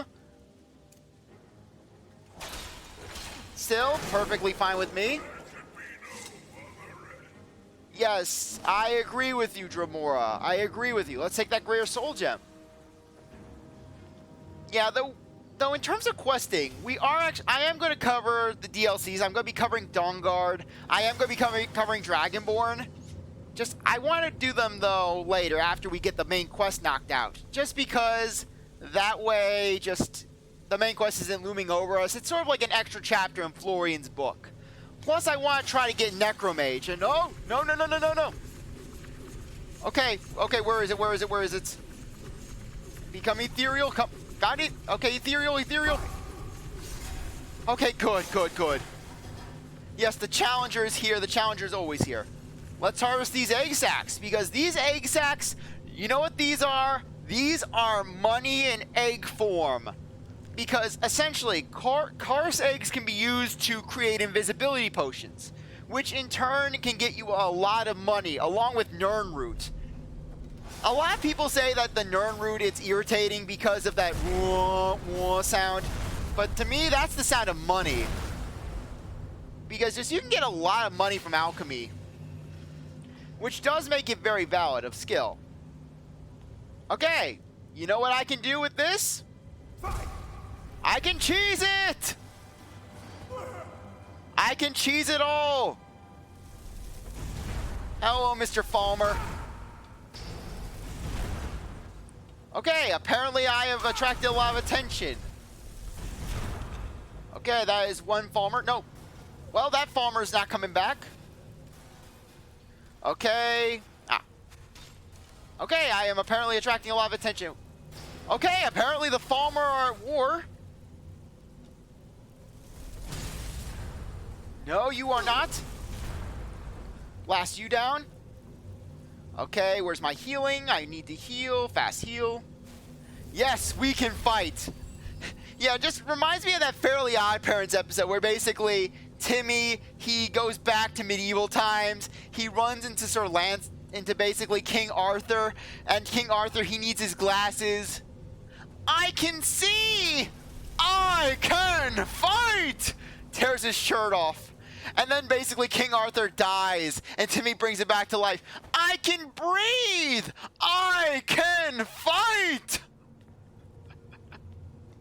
Yeah, speaking of which, when I do eventually get around to doing Fallout New Vegas, I'm gonna have a lot of fun with that quote, because I'm gonna be doing the perk that basically allows you to have increased perception, but at the cost of you have to wear some glasses probably. So that way I can, one, it gives you a free point in your perception skill, and two, it allows you to say that line over and over again. Yeah, I can see that you definitely have good taste. Just with that episode. Reminds me of a simpler time in Fairly OddParents history, where basically, it was during that time where Fairly OddParents, it was the golden age of Fairly OddParents in my personal opinion, where basically, where the show had its good production, it had its good jokes, but it also had it where basically it felt like it wasn't grating, you know? Where basically it treated the characters with a sense of respect, you know? Where basically it wasn't just, okay, we're just going to slam the same joke down your throat over and over again. Where basically it didn't just play on the constant, oh, hey, Crocker, oh, look at Crocker, he's sad and alone. Where basically Crocker was more or less played off as just your typical crazy guy. Oh, hello, Terrier Toast. Yes, what riddle do you have for us, Terrier Toast? we're currently dealing with another riddle. What goes on, and basically involves an Elder Scroll. This Dwemer city. Okay, we should be getting close to the place. There should be an elevator nearby. Anyways, when it comes to that portion of Fairly OddParents history, just funnily enough, I didn't appreciate it when I was young. Where basically when I was young, I didn't really appreciate good writing.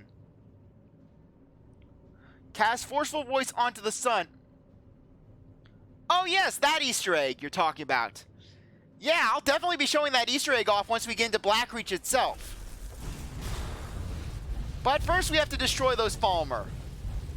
Wait for that fire to burn them all off. Boom, there we go. Let's see what you guys have to offer me in terms of stuff. 5 gold. Some Falmer ears. Oh, tell me about it. Basically, it was just a slow death, especially towards episode 9. Yeah, season 9 was especially bad because they essentially created Poochie. Heck, they even killed Sparky off by doing the Poochie method. Just season 10 rolled around, Sparky was gone. And then don't get me started on Chloe. Ugh, Chloe was just a train wreck. Because they were like, oh, we need a female character to counterbalance Timmy. Even though they already had one with Tootie. I mean, Tootie was already a very good character in that basically, sure, she was a yandere for Timmy. Sure, she was stalking him, and she could have her creepy moments. But basically, with Tootie, you could see that her developing a relationship with Timmy. Heck, in the future, in Channel Chasers, it was pretty much all but established that Timmy does end up with her in the future, considering that their children, basically, his son had her hair color, and his daughter had basically, oh, okay, I need to save the game, and basically his daughter had her glasses. I know, it was the perfect conclusion, though still, in season 10 could have had potential if they would have made it where Timmy was sharing his fairies with Tootie, because basically, I mean, they had a sort of kindred spirit where basically I could see them sharing it, and I could see it building up the relationship where basically Timmy moves away from Trixie and basically moves towards Tootie. I mean, give him some character development. But then again, you're asking a lot from basically season 9, where essentially they had the duck lips meme. They had basically Cosmo doing a selfie. It was cursed. Though I am kind of sad though that they pretty much axed the anti-fairies except for Foop. I mean, don't get me wrong, Foop was a pretty decent character. Sure, he was a Stewie. Sure, basically, Foop was more or less a Stewie Griffin knockoff. But at least I could stand Foop. At least I could laugh at a few of Foop's jokes, where basically, like, for example, just even in one of the worst specials, basically, The Secret Wish, just Foop making that joke with basically Darth Laser, where basically he's talking to Flipsy and basically he's like, "You're talking to a dog! Who does that?" Just the execution on that line just always made me laugh, though. Yeah, Anti-Cosmo was a good character, basically, where they were breaking him out of jail. That was an episode that always that is one of my favorites, where basically they're trying to break Anti-Cosmo out of jail and just they're using the drill in the cloud. Wait a minute. Oh, the Anti-Cosmo escapes from prison episode with basically the Fagiggly gland? Yeah, because even though Secret Wish was horrible, I mean, really, just, I could at least enjoy that one line. Even though that episode in of itself, basically, it feels like just a giant ratings trap, where basically, it's not like Fairly Idol, where basically, with Fairly Idol, I could at least really like that special, because, essentially with Fairly Idol, it was just, okay, Norm isn't a legitimate threat. With Norm, I can at least see where he's coming from, you know? Where basically Timmy, he can be abusive towards Cosmo and Wanda, and Norm playing off that was essentially just... And it was a good plot point, it did help Timmy develop. Though, one line I love from that episode of Fairly Idol, that really just always stuck with me, was basically when at the end of the episode, when Chester comes out of Timmy's closet, when Chester emerged from Timmy's closet and was basically like, "I heard everything. You know what? I have been taken advantage of by teachers, my peers, and every girl I've ever met. But just that line when Chester was like, every girl I ever met, that just speaks to you. That just speaks to me on just so many volumes. Just Chester basically just admitting that he has had those moments, just those relatable moments. And then speaking of which, just the fact that they added all these new characters towards the end of Fairly OddParents, and then Timmy's friends, they get Thanos snapped out of existence. Just Chester, AJ, Sanjay, Elmer, just all of them gone. Just which really Timmy's friends did have their good moments, like Elmer and his mastermind Boyle, and also Sanjay and his obsession with Timmy, basically, where just Sanjay just in his real obsession over Timmy. But just one character though that I do admit that that has aged well in the Fairly OddParents before it met its end was Dinkelberg. I mean, really with Timmy's dad and Dinkelberg, that was always a funny moment, where basically just Timmy's father and Dinkelberg, heck, even in the later seasons, they were partially saved. They could be partially redeemed in my mind, because at least they had some good Dinkelberg moments. Basically Dinkelberg essentially becoming the Messiah. Just Dinkelberg healing Crocker with ow. Okay, I have dissed Dinkelberg, aka I must suffer for my sins against Dinkelberg. Dinkelberg healed Crocker, where basically just Crocker he tries to back out of his perfect crime with Timmy's father by essentially saying, I love Dinkelberg. Dinkelberg is the greatest.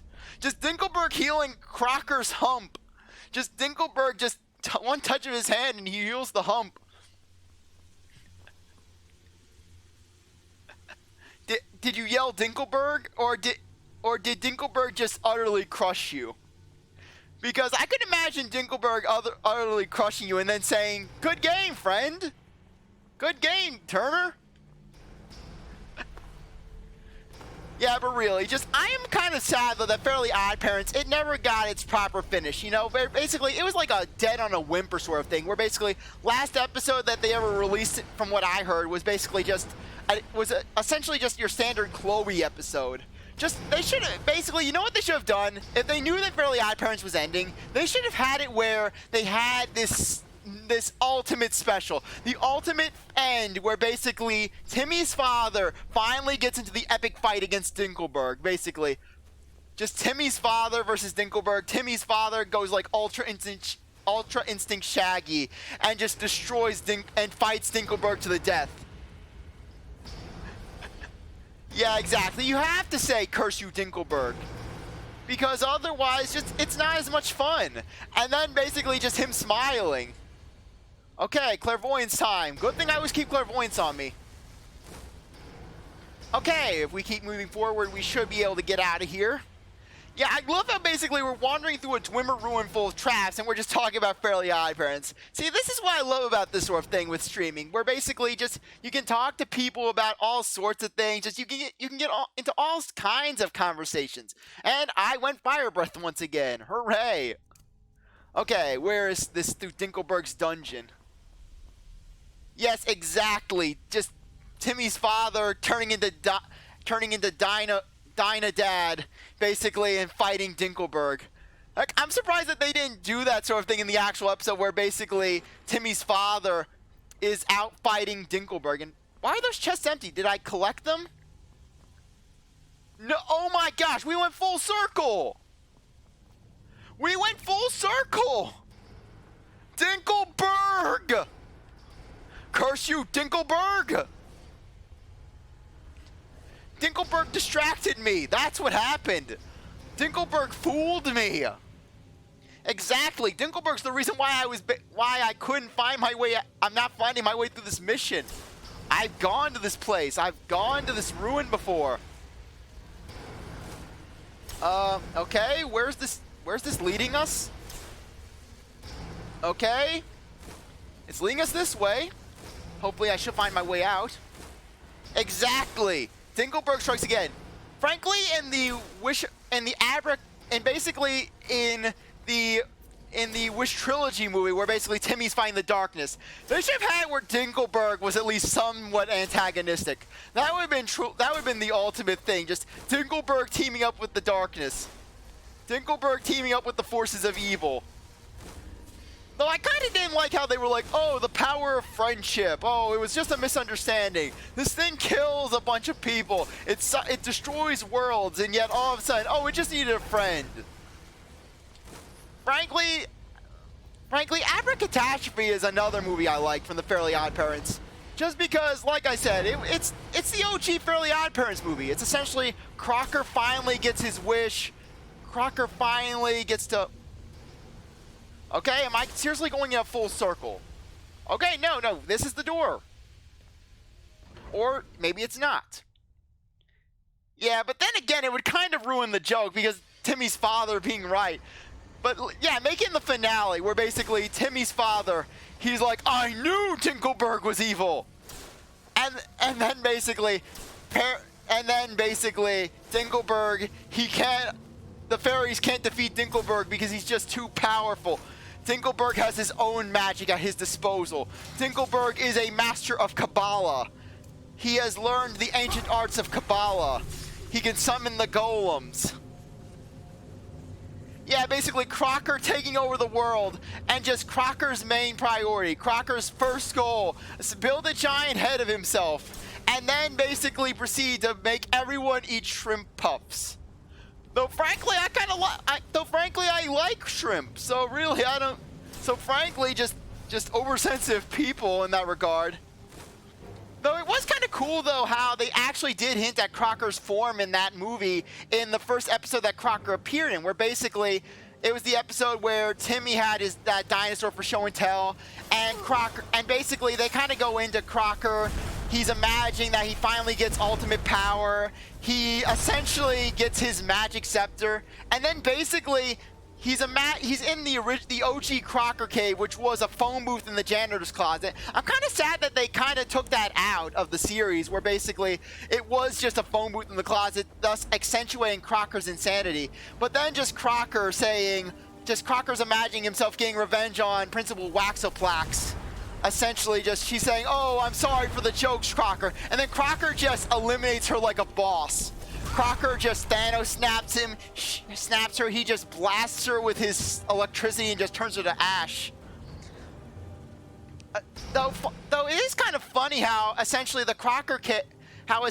Fairly OddParents Breaking the Rules, the video game, kind of did hint at the Crocker cave being just a full-on cave, you know, where they created it to be a level where Timmy would have to do some platforming, but just making it where it was an official lair, and then just having it where Crocker has the supercomputer. Here Crocker he's capable of assembling supercomputers. He's essentially capable of creating this technology that's capable of trapping magical creatures, yet here he is just spending time as a teacher at Dimsdale Elementary. Just basically hanging out with his childhood crush. Though frankly, I'm kind of sad though that they didn't play more on the Crocker Principal Waxoplax relationship, because really I could just imagine Crocker trying to balance love out with his craziness, you know? I don't know, one of the common jokes as to why Crocker's able to get away with everything that he can is because Principal Waxoplax has a sort of soft spot for him. But basically though a lot of people, they don't remember that Crocker has tenure. So really, I don't know, Crocker steals it, I guess. Okay, where are we going? Okay, here we are. Okay, I think I went down the wrong exit. No, really, it's that or just Crocker. He has abused Dimsdale's idiocracy, because really Crocker's one of the few semi-intelligent people in all of Dimsdale, where really Crocker, he's pretty much like an Einstein of Dimsdale. I mean, next to AJ. I mean, he could break AJ, ow! No. Break you. No! Okay, no. Let's heal. Yeah, we're basically Crocker. He's asking AJ all these hard-hitting questions. What's the sound of one hand clapping? I don't know! Half of AJ's head collapses. AJ has a stroke from just the sheer power of Crocker's questions. Yes, yeah, Dinkelberg lured me in. And, no, I don't want to punch the spider. I'm not going to punch a spider. I'm not Timmy's father who wants to punch Dinkelberg. There we go. Dead farmer, dead spider. And no, you don't. I know. There we go. Oh, no. No. Oh, sorry. That enemy scared me. I thought that farmer was dead. Yeah, I like Crocker as well. Just like I said, he's the OG villain. You can't help but love Crocker. Though I also liked Mark when he was a villain, you know, basically before they made Mark a friend, you know. Sure, Mark was always a good character. Sure, Mark was a good character when he was a friend, but just there was some element of just Mark lusting after Vicky, just Mark trying to basically steal Vicky, and Timmy having to save Vicky from Mark by essentially being nice. Just Mark and Timmy going up against each other in combat. Just Timmy winning this duel against Mark by essentially taking him to basically to Flappy's Funatorium, essentially, where I could just imagine Betty and Gary just taking over Yuccopotamia. They conquer Yuccopotamia with the power of education and padding and global warming. Yeah, I can see that, though. Mark has good moments. Too bad, like I said, Mark got Thanos snapped when they started to add about 1,000 more characters. Basically, the 5 days of Florian, that was one of my favorites, basically, one of my favorite Mark episodes, where basically Timmy having to deal with all that stuff, especially the day of amnesia, which is a funny joke because when I first saw that in my youth, basically, let me just kill this guy so that way it's not as loud, okay? Basically, when I watched that episode for the first time, I was a little bit confused when basically the day of amnesia, essentially where they had that big party, Timmy didn't remember what was going on, and he got that tattoo of that girl. I forget the exact name of the girl's tattoo. And essentially I did not get the joke when I first saw the episode, but then years later I see the episode again and I'm like, oh right, it's hinting at that Timmy had a hangover. Which basically is like one of those moments where you can really appreciate the joke of it all. Just like in SpongeBob, where SpongeBob's guilty over Clamu, he thinks that he made Clamu go into a frenzy over throwing a peanut, and so he tells Sandy that basically he had to go cut his hair, and Sandy's like, SpongeBob doesn't have hair, or does he? Basically symbolizing that SpongeBob has pubes. Essentially, SpongeBob has a very full bush of pubic hair beneath those square pants. Yeah, I think her name was Carly as well. And then when Timmy basically is trying to run away from Mark, who's trying to puke on him, Timmy runs into Carly. Carly? Timmy? And I love how just Carly is this full-grown woman. Timmy had a fling with a girl who was several times his age. No amount of therapy will fix Timmy in that regard. Yeah, basically, like I said, when it came to Fairly OddParents, up until the era of Poop, Poof. Poof was where it all started to go downhill, basically. Second Poof was born, the series was just gone. Sure there were a few, you know what, I can't even really remember any truly good, memorable moments after Poof was introduced to the series. Where, like I said, I can remember, at least with Foop, I could remember at least a few good jokes. I could at least remember like a few good moments. Like I said, just basically Foop freaking out over dark laser, essentially. But other than that, I can't really remember I cannot really remember things past Poof was born. Basically, episodes before Poof was born, I can remember pretty well. But then once Poof was born, no more memories. And sorry, I'm going to look around for the switch. No, it's not up there. Sorry about that. I'm just going to look around for the switch. There's a chest right there. Exactly. And then it just adds but then it starts adding questions about basically Okay. About the fairy life cycle. I mean, because they're like, oh, hey, no more fairy children were born. Just Cosmo was the last fairy child born in the series. Just, you would think that basically other fairy couples would want to have kids. I mean, I highly doubt that Cosmo and Wanda were the only fairies to ever get married. Heck, basically Wandissimo, I'm pretty sure that there are plenty of female fairies out there who wanted to have his kids. I mean, but then again, technically how fairy reproduction goes, just Wandissimo would technically be having their kids. But that's another thing. I kind of hate what they did to poor Wandissimo. I mean, with Wandissimo, he was a good character, you know, where basically Wandissimo, he had these sort of Chad qualities where basically he was like that obnoxious guy who can't take no for an answer. But at the same time, Wandissimo did show himself to have a caring side where basically he cared about Remy. He legitimately had Remy's best interests in heart, where basically he did want to help Remy out, even though, granted, he didn't want to be a cook at Jorgen's favorite restaurant where his tears would get into the food. But still, the point still stands that Wandissimo, he did want to be Remy's godchild. I mean, it wasn't like he quit being a godparent, so you'd think that he would have been assigned a godchild after Remy. But still, basically, just... It's kind of sad, though, that he went from basically just this Chad who had some moments where he did have character development, he did have some depth, to basically essentially being just guy lusting after Wanda. Though I do have to say, one good thing I liked about Wandissimo was this one scene in the later episodes, where basically, this is one of my favorite moments. This is actually one of the few moments in the Poof era that I do actually remember, where basically... It was where Crocker had his fusion machine. Essentially, Crocker fused himself with a bunch of creatures. He fused himself with an armadillo shell to resist fairy magic, bee wings to fly, albeit very slowly, as well as basically a golden retriever sense of smell and a squirrel's ability to hold objects in his mouth.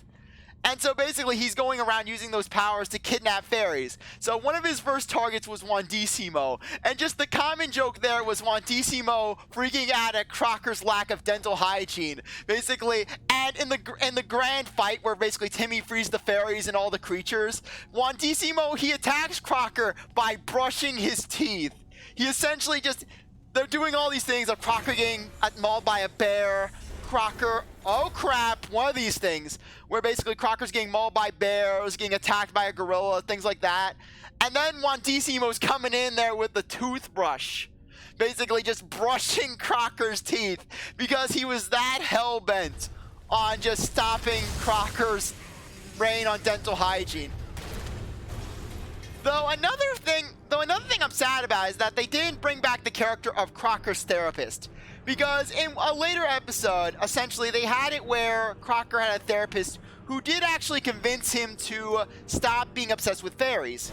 Essentially, just, she made him stop believing in fairies, and as a result, basically, Fairy World lost all its power because apparently, if Crocker doesn't believe in fairies, just Fairy World has no magic.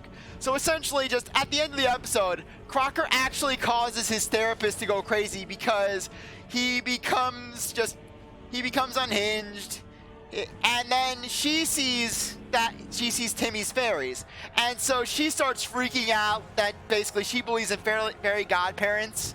Yeah, the mouthwash, that was also a great moment. But basically just having it Crocker's therapist essentially being on par with him, that would have actually been a pretty good thing, you know, where, Let's just get out of here. oh, these guys, essentially they're going to go to war, so let's see them fight it out. But in the meantime, it would be a cool thing just having Crocker have a buddy, you know, whoa, what the heck?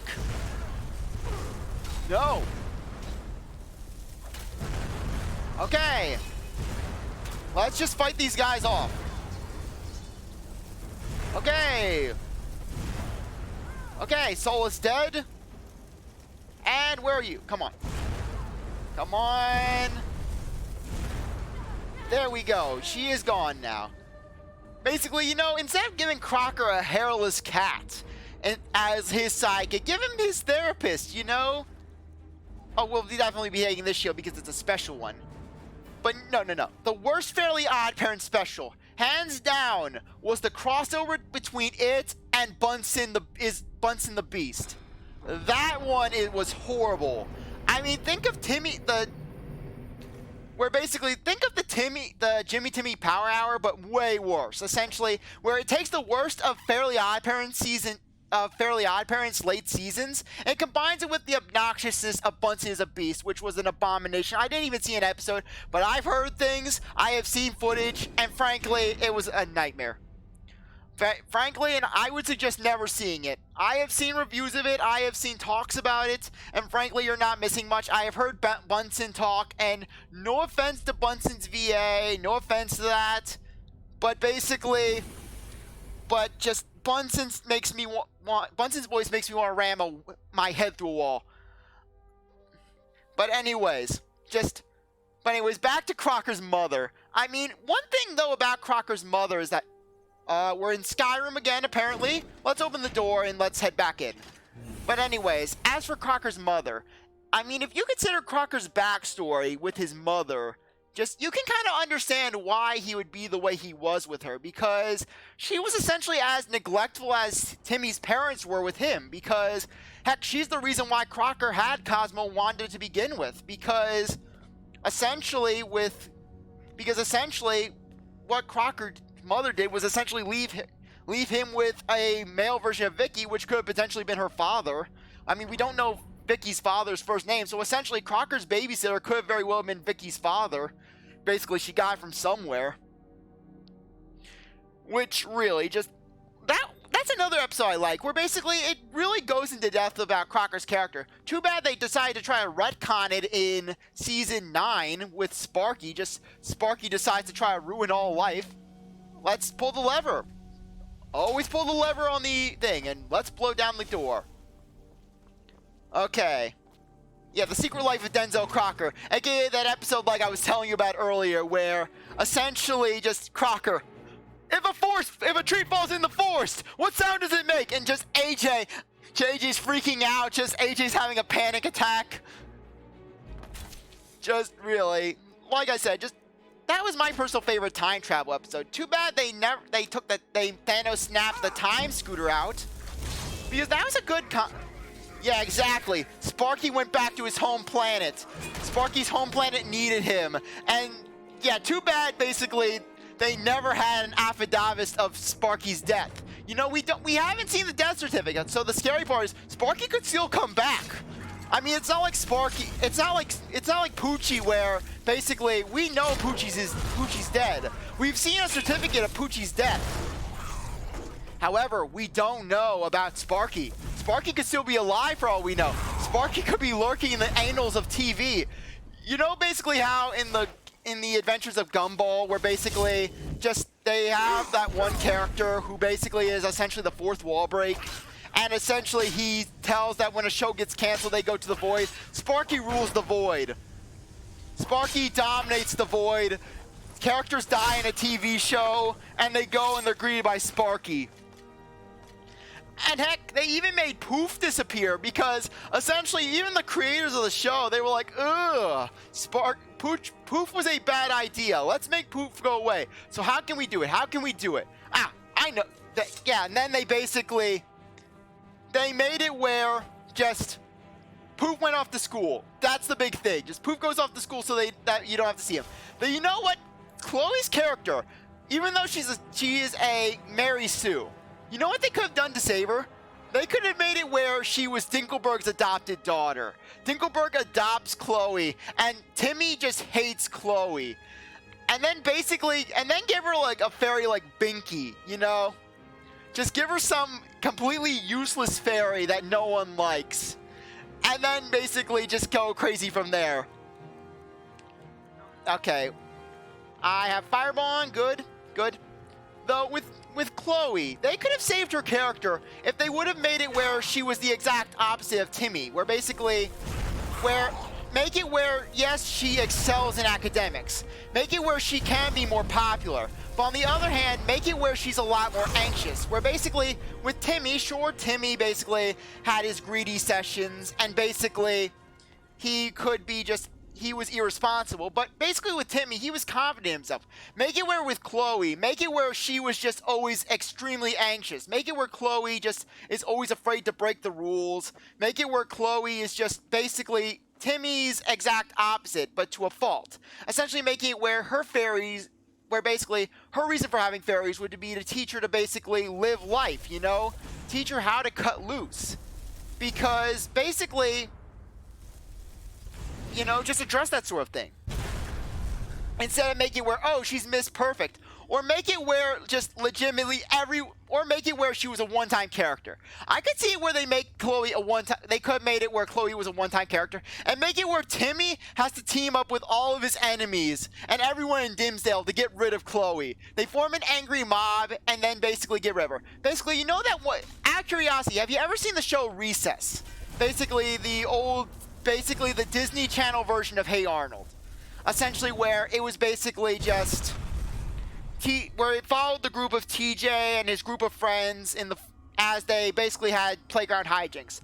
Essentially, one of the episodes had a character that was very similar to Chloe. Basically, it was the new kid. Where basically, he was this kid who was perfect. He was essentially Chloe. Where whatever he did perfectly, and all the other kids despised him. However, you know how they saved him? They basically made it where his character only appeared in one episode. But basically, that character appeared in one episode. But they had it where he was insanely lonely. Yes, he would try to be friendly with everyone. He would be humble and meek about it. But then basically, when he would show his skills off, the other students would get jealous and he could never make friends. And then using it as a way to teach the main characters, hey, you know what? Sure, this guy is perfect. Sure, he makes you feel horrible, but he helps you perfect your flaws, you know? He helps you overcome your weaknesses. Which basically makes it where the kids try to better themselves off. And they are sad when he eventually goes. Where they could have done something very similar with Chloe, where basically they have it where Timmy's like, oh, hey, why do you constantly why are you getting fairies? You're perfect. You don't suffer with what I suffer with. And then by the end of the episode, basically Chloe reveals that basically every time she moves to a town, just an angry mob is always trying to chase her out. In my hypothetical scenario, where basically Timmy teams up with Crocker, Timmy teams up with AJ and Chester, Sanjay, Elmer, Tootie, Trixie, everyone. Heck, even throwing some of the villains like Foop and the Anti-Fairies and Jorgen and basically everyone. It doesn't matter. It's just like the end of worlds. It's like the ultimate alliance. And they're chasing her out with pitchforks and torches. Just everyone pitchforks, torches. And they just charge her out. And then basically in the end, Chloe just leaves and they give her different fairies. You know, just something like that, you know? Heck, you know what's even more infuriating? They're like, oh, hey, Timmy needs another kid with fairies to relate to who basically is everything who has more than him. They had that. They had it in the form of Remy Box of Plenty. I mean, really. And he even had a fairy, Wandissimo, who basically they Thanos snapped Remy out of the server. Out of the series, not the server. And made it where Wandissimo was essentially a lone wolf, essentially. They could have had it where Wandissimo played a greater role in Season 10. Okay, anyways, as that one guy with the riddle was saying... Hoda! Oh, that should have summoned a dragon. Where's the dragon? There he is. Okay, where is he? I know he's somewhere. He's a special dragon. Don't worry, former servant. I will free you. Okay, are you dead yet? Good, you're not. You're gone. Good to see. Okay. Okay, where are you? Okay, good. Yeah, I love how that just alerted everyone in the area. It just triggered all the red alerts. It's like Metal Gear Solid when you basically trigger off the alarm. Yeah, exactly. That guy's the real dragon, and he's somewhere in this area. He's flying around. I don't know where he is. Why are you attacking me? Don't you want freedom from the Falmer? I guess they don't want freedom from the Falmer. I have to destroy these servants of the Falmer. Boom. Okay, where... Okay, I don't think they have any gold on them. 27 gold? How did I almost miss these guys? But anyway, speaking of Fairly OddParents, when I was young, I played Fairly OddParents Breaking the Rules. I was a fan of the series, and I was like, you know what? I'm going to play Breaking the Rules. And I love the game for the most part. Sure, it's pretty much...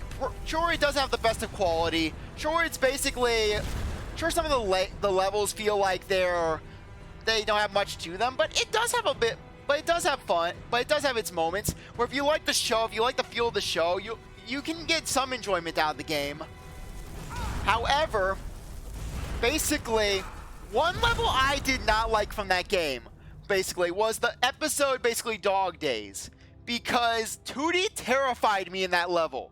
I am serious. Tootie gave me nightmares in that level because just with how because in Breaking the Rules, just they always had the Uncanny Valley, where basically all the characters had one default sprite, and Tootie's sprite was essentially just this creepy smile.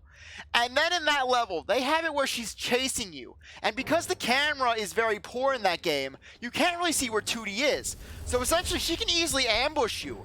So basically, like I said, just with Tootie, I was always on edge with playing that level because basically, she would be running around the level, constantly chasing after you in certain sections. And she had some lines, especially one of her lines, which was always stuck in my head because of just how weird it was. Where basically Tootie's like, whispers in a seductive tone. She whispers, "I'll give you my leftover mashed potatoes." Like she's trying to seduce Timmy. Okay, where's the dragon? The dragon should be somewhere. I know it's this thing right here. But, okay.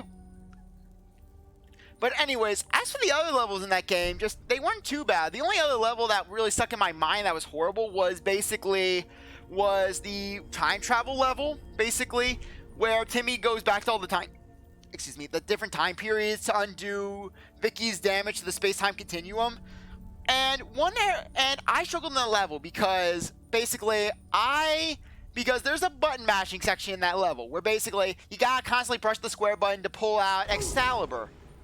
However, basically I had very weak thumbs back then. I was a small child. I could not really push the buttons all that fast. So here I am. I'm trying my hardest to push the buttons and I couldn't get it. Speaking of games that gave me bad memories with button mashing, was basically Looney Tunes Back in Action for the PS2, where basically that game was nothing but button mashing. You run into a guard, button mashing. You have to do this boss fight, button mashing. You're trying to tame a bull, button mashing. You're trying to pull the drains open in the first area, button mashing. And as such, because I was a small child with very weak thumbs, basically I could not do it. I had to ask my father to help me. I'm like, "Dad, use your strong thumbs to help me clear this one area." And basically, eventually I grew strong. I grew my strong thumbs, but to this day, when I do a button mashing game, I go full bore, and I can't help but feel like this sense of trauma, where basically I'm like, oh no, it's button mashing time. Okay, oh, the dragon's flying around somewhere. There's the dragon. Oh! Okay, thank you, Mr. Dragon. Thank you for the greeting. Okay, let's put down our thing. This is a special dragon that you can only get here. He has a name. Let's just let's just use our magic on him. Whoa. Okay, first I'm actually going to save the game. I'm going to save the game right here, so that way we are safe. The one thing about Looney Tunes Back in Action is I do love the music from that game. It does have some very good themes, like, for example, the Wooden Nickel Casino. If you ever look at where it has this very charming Western pianiste theme, where basically it's like this da-da-da-da-da-da-da-da-da. It feels like an old-timey cartoon. I also like the main theme from the game because it does give off a classic Warner Brothers vibe to it. Let's just hit you a few times more. One hand increases to 67. Very nice. Though it is kind of odd how basically Looney Tunes back in action.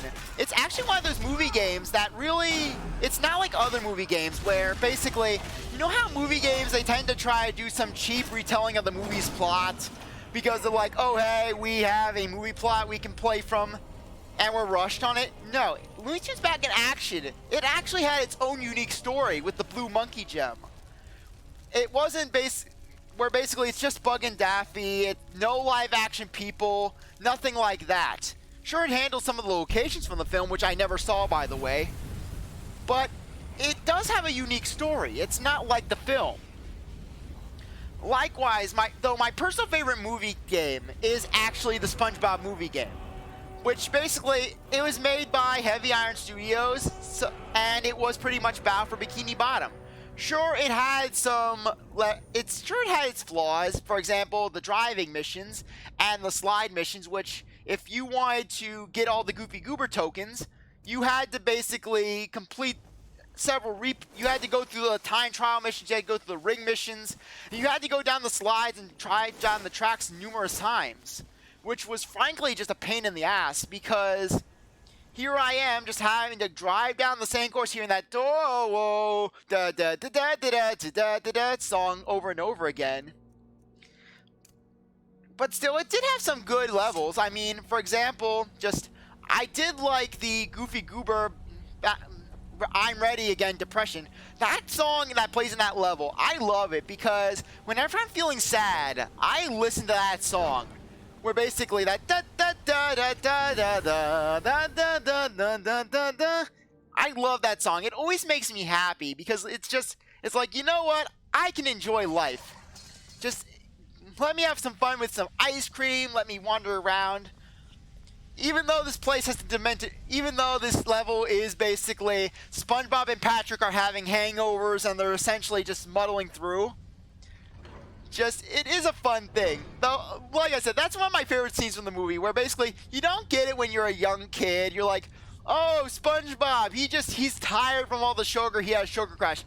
No, SpongeBob, he had a hangover. And SpongeBob, he was drunk, and SpongeBob proceeds to just badmouth Mr. Krabs in front of King Neptune. Just basically, let me tell you about Mr. Krabs. He's a horrible man.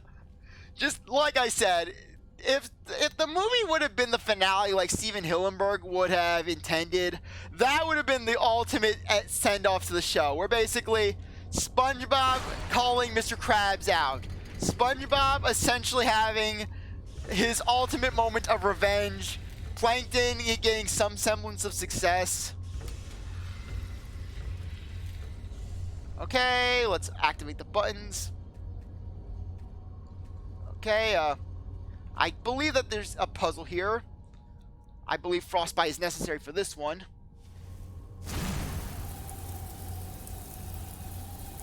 Oh, right, did I put the lexicon in? Or did I not? Am I missing something? I should have something that I can put in. Okay, I put in the cube. Nope. Activate the reciprocal. Actually, no. There we go. Activate the button. No, we cannot activate the buttons. Let's put you in.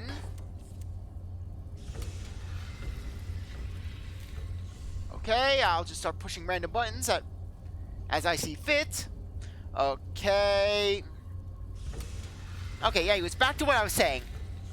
I do like though when it comes to the movie game, I do like I said, I liked how they handled the Dennis boss, where basically they gave Dennis this badass theme, where basically it does feel like the perfect theme for someone like Dennis, where with Dennis, you essentially you imagine him as being basically just this guy who, he's the ultimate villain from SpongeBob, where basically Dennis, he came out of nowhere, he was this ultimate bounty hunter who took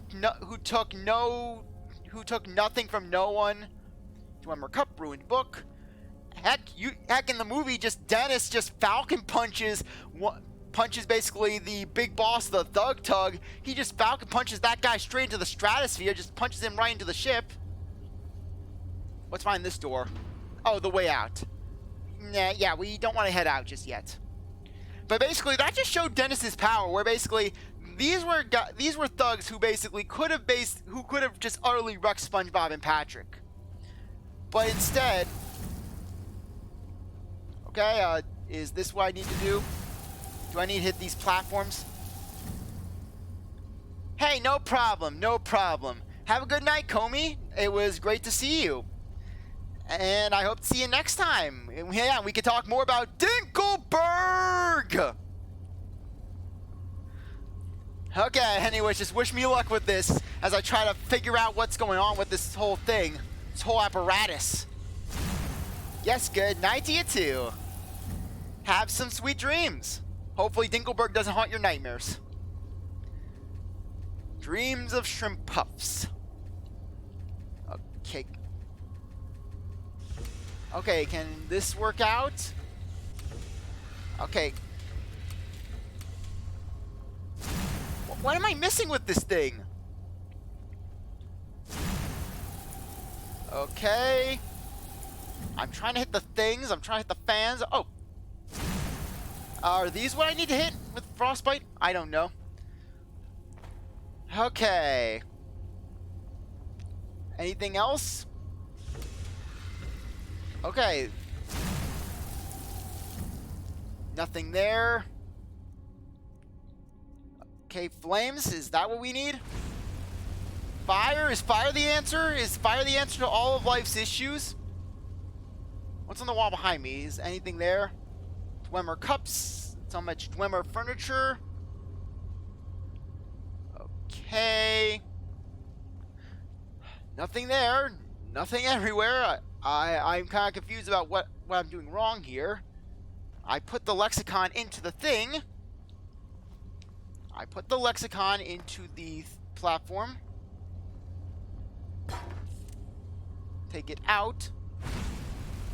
Will this do anything? Will searing this allow me to have other bonuses with the buttons?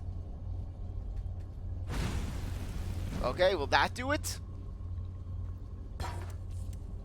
Okay, that is not... Okay, I roasted that button. I seared that button. Okay. Will this do it? Aha! Maybe it's something with the floor here.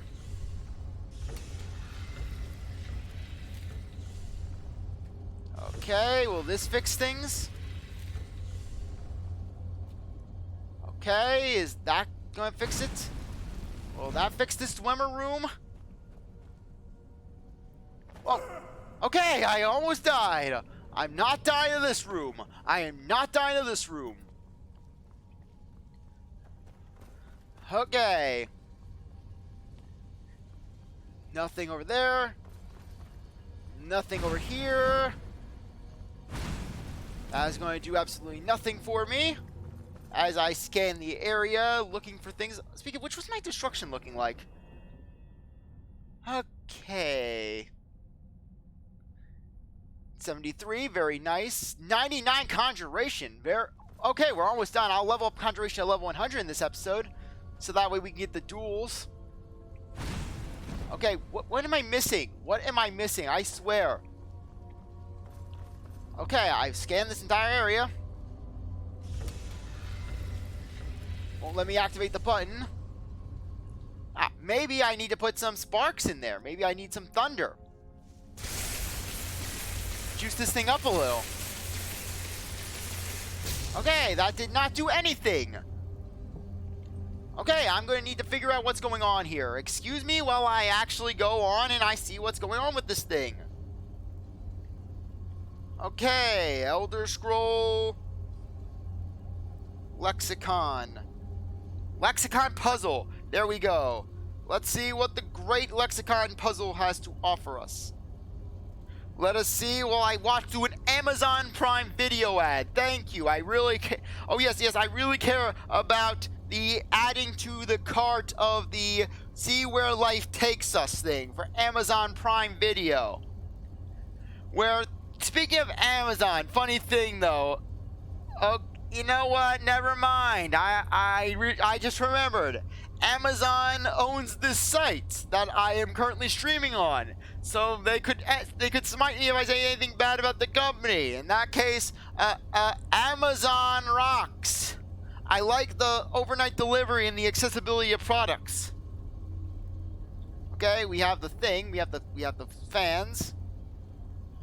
Okay, some guy is doing things. What's the lexicon? Is putting it down there. Is that going to work?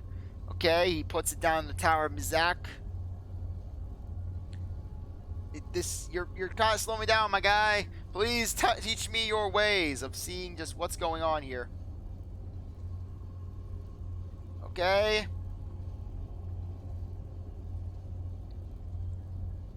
Okay, I'm seeing what's going on here. Oh. Oh.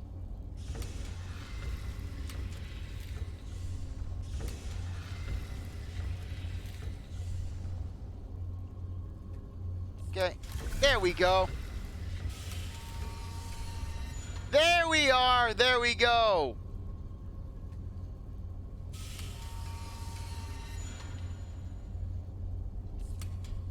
There we go.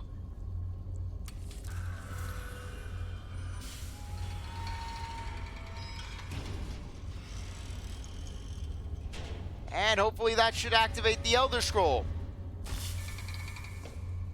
That should give us all the information.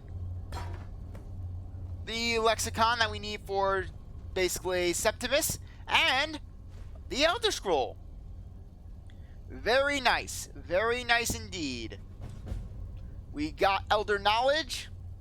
We could return to Paarthurnax. However, we're going to first return to our guy. We're going to basically... What I plan on doing is I'll knock out Septimus's quest right here. I'll knock out Septimus's quest, which will involve us going around, getting some blood, getting some goodies, completing the rune, getting the Ognium Magnus, the Ognium Infinium, basically Hermea Moris artifact of Oblivion. Okay, let me go into Destruction. I'll put Incinerate as a favorite, just so that way we have it. Because we have Destruction level 73. We can get that leveled up, no problem. We can get also Conjuration leveled up. In order to help boost up Conjuration, I'll put on Warlord. There we go. And with that, let's head back to Septimus. And then the next stream, we will go and we'll basically finish up the main storyline because, yeah, it won't be too much longer because that Dwarven Ruin was actually the longest part of the main story, funnily enough.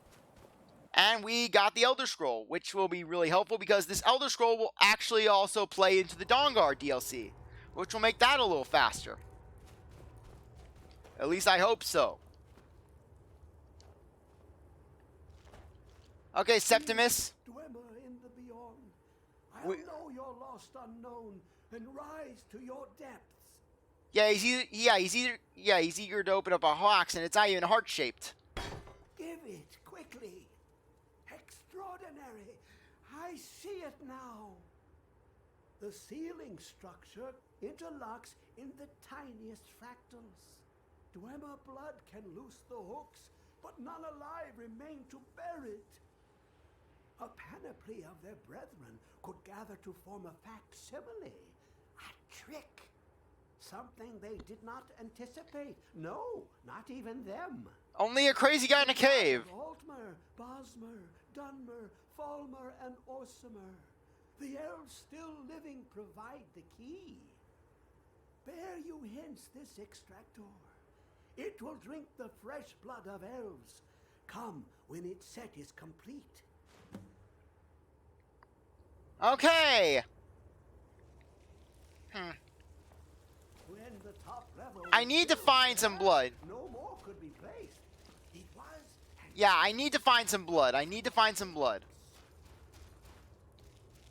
Hermeamora! Come closer. So moist! To my presence. I swear, this feels like something out of a Meat Canyon video.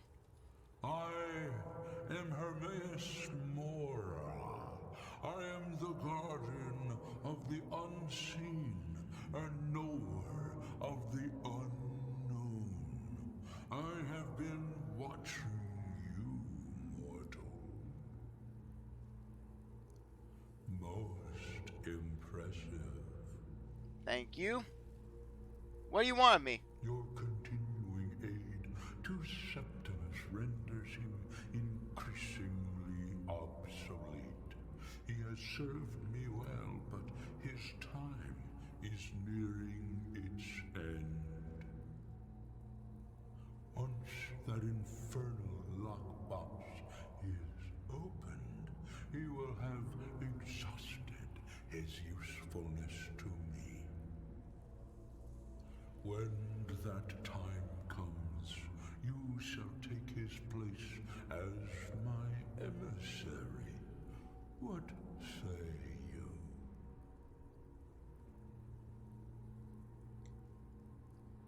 Yeah, basically, with Florian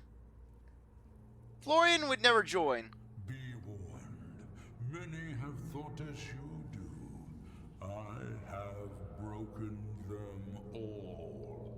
You shall not evade me forever.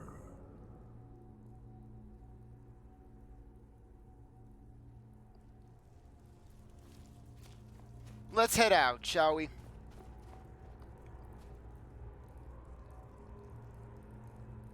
We can't kill Library Orc, I don't think.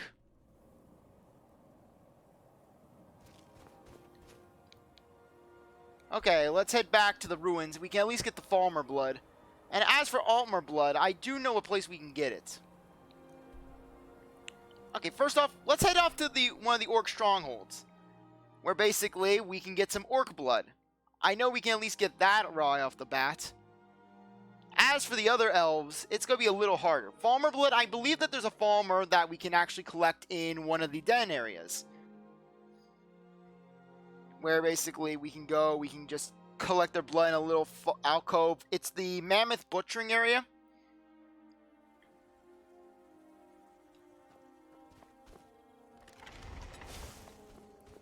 Okay. Okay, time to kill an orc. Better not say anything. My brother keeps trying to spin these fantasies to me about my aunts and our father. He's crazy. Your tool's been teaching me to hunt. I'm still learning, but she's the best teacher I can Well, have. the hunter's about to become the hunted.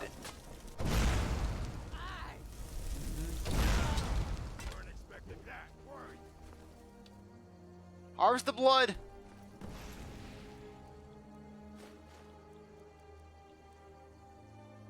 Take that. I've had enough of you. Yeah, I'm out. Goodbye. Yeah, oh, by the way, this actually reminds me of a funny story. Basically, when I was doing a Khajiit playthrough, where I was basically this unarmed Khajiit, with unarmed as my specialty, essentially, I went into this one orc village. This one orc stronghold. Basically, it's the special orc stronghold, where basically you have where basically it's for the, whoa. Okay, the orcs are apparently following me out. Anyways, basically, I was going in, I went into the fortress, and I went to the stronghold illegally. I stole the armor. I stole this orc armor. And basically what happened was I wasn't getting basically, because I didn't have approval because basically I couldn't pay the money off for some reason, the game wasn't allowing me. What ended up happening was the chief, basically, I forget his name, he's the chief that you have to kill or he dies regardless in the quest to get Malekith's Daedric artifact. Anyways, he's supposed to be cowardly and he actually chased me all the way down to Riften. I'm serious, he actually did.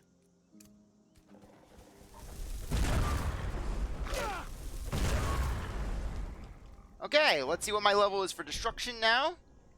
Very nice. Very nice. Okay, incinerate. Come on. Boom, there we go. Get some nice destruction damage off on it. Raise that thing up a little. Okay, there we go. Let's head over down to Mizzlefoot. Actually, no. Mizzlefoot wouldn't really help us out too much. We'll head off to this one. We'll head back over there. Hopefully we'll be able to get some Falmer blood. Yeah, I should have kept some Falmer alive when I was wandering through the area. Hopefully when I go Blackreach it shouldn't be too much of an issue. That's close enough.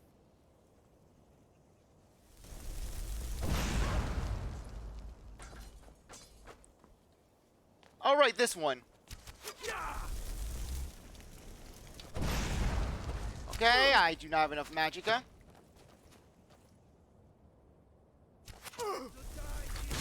Go! Defeat them! There we go. Go, my Dremora. Good. Okay. We are so close. We're so close. Okay. What was that place that we were at just now? Tower of Mizzle. We'll head off to that. We'll head down there. Hopefully we can find some Falmer corpses or something there that we can actually get some health off of. We can get some things off of. I'm going to be ending the stream very soon because it is starting to get pretty late for me. Okay. We'll head down to here. Use this as a shortcut to get down to Blackreach. Hopefully there's at least one Falmer down there that I can at least harvest blood from. Falmers are one of the more irritating ones to get blood from. So at least they're reliable in terms of the overall location. Okay, where's the exit? Here it is. Not dying to this thing. Not dying here. Okay. Right over here. Oh, almost didn't pick up this soul gem. Very useful soul gem. Heading to Blackreach.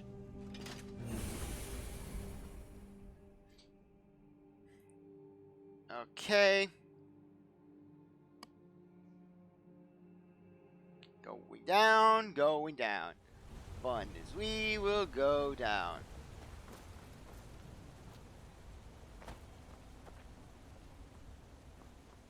Okay, hopefully there's at least one Falmer corpse down here that we can take advantage of.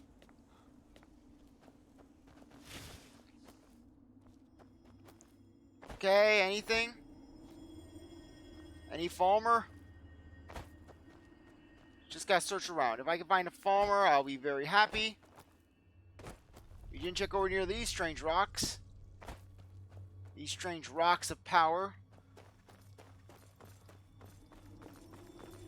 I know there's the lone giant.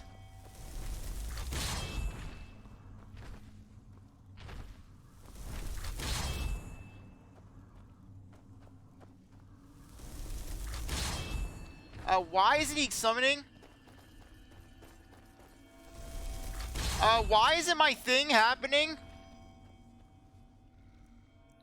Okay, summon Dremora Lord. Where's my Dremora?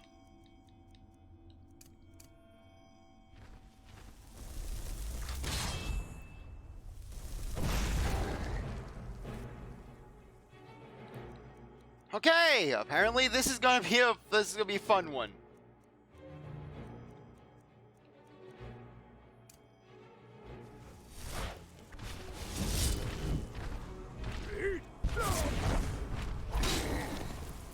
Whoa.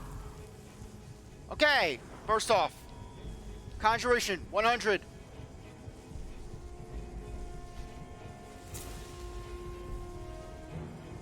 Items, potions. Healing. Okay, where is it? Where is it? Storm Atronach, Storm Atronach.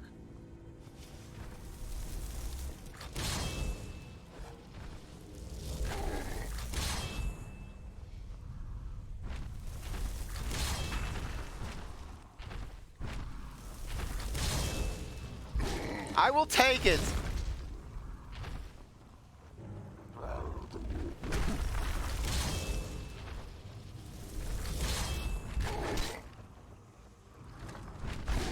Good, my giant.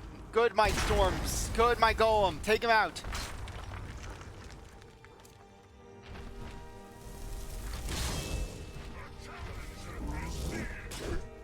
Take him out. Okay, where is he? Where's my incinerate, incinerate, incinerate, incinerate, incinerate? There it is. Fireball, fireball, fireball, fireball, fireball, fireball, fireball, fireball. Where are you, fireball?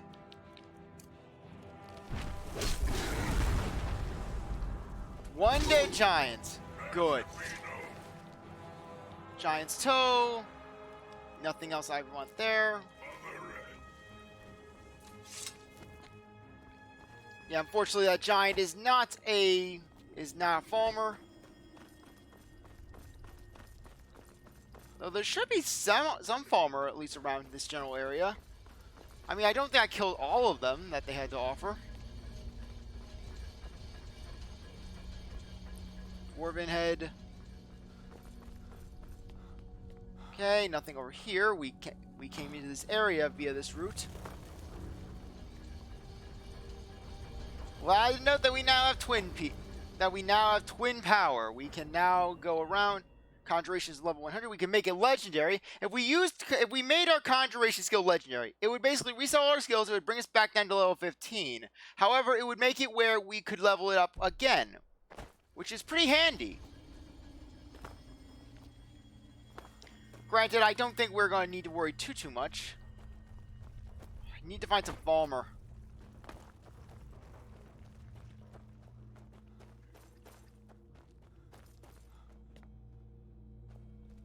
Let's go in here, see if there's at least one farmer in here that I could kill.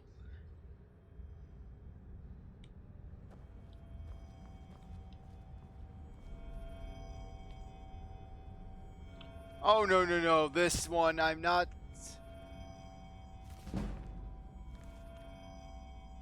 Okay, it was not enough to level me up. Crimson Nirnroot. Amulet of Arcade. Not going to take it. Instead, I'm going to try to find if I can get the... If I can get at least some Falmer blood. Because that would be nice if I could get some Falmer blood. Because then I could end the stream off just knowing, hey, I got the Falmer blood. Good, that thing is not activating to come and kill me. Should have kept one of the Falmer alive. Shouldn't have gone mad. We'll talk about Fairly OddParents. Having a detailed discussion about Fairly OddParent lore. Okay. Silent Ruin. I was already there. I'm going now in a giant circle. Let's see what the big mushrooms have to offer.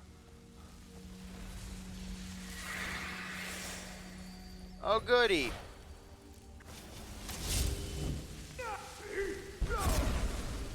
Let's do this.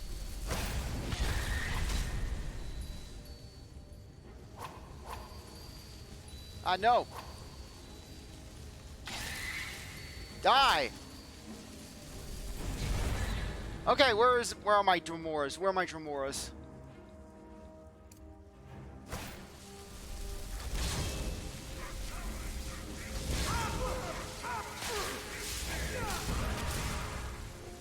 Okay, not dealing with that.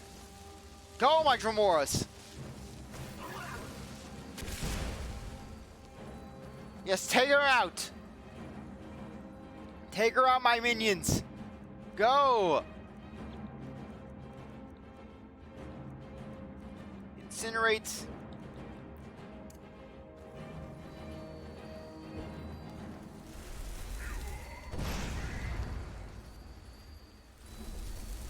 Boom.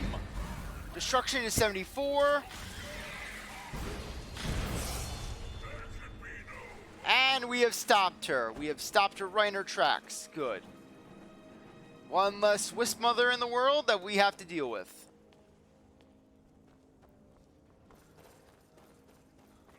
Ha! There we go.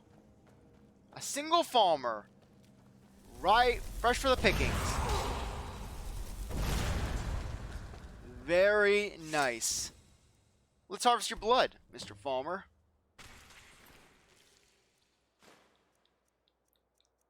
Okay.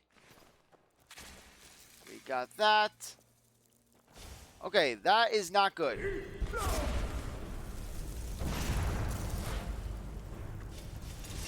No, you do not.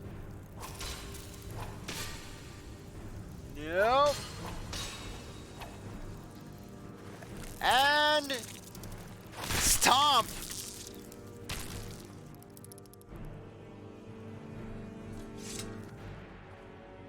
Okay, let's check out to see what they have in their houses. Anything? No treasures? No anything?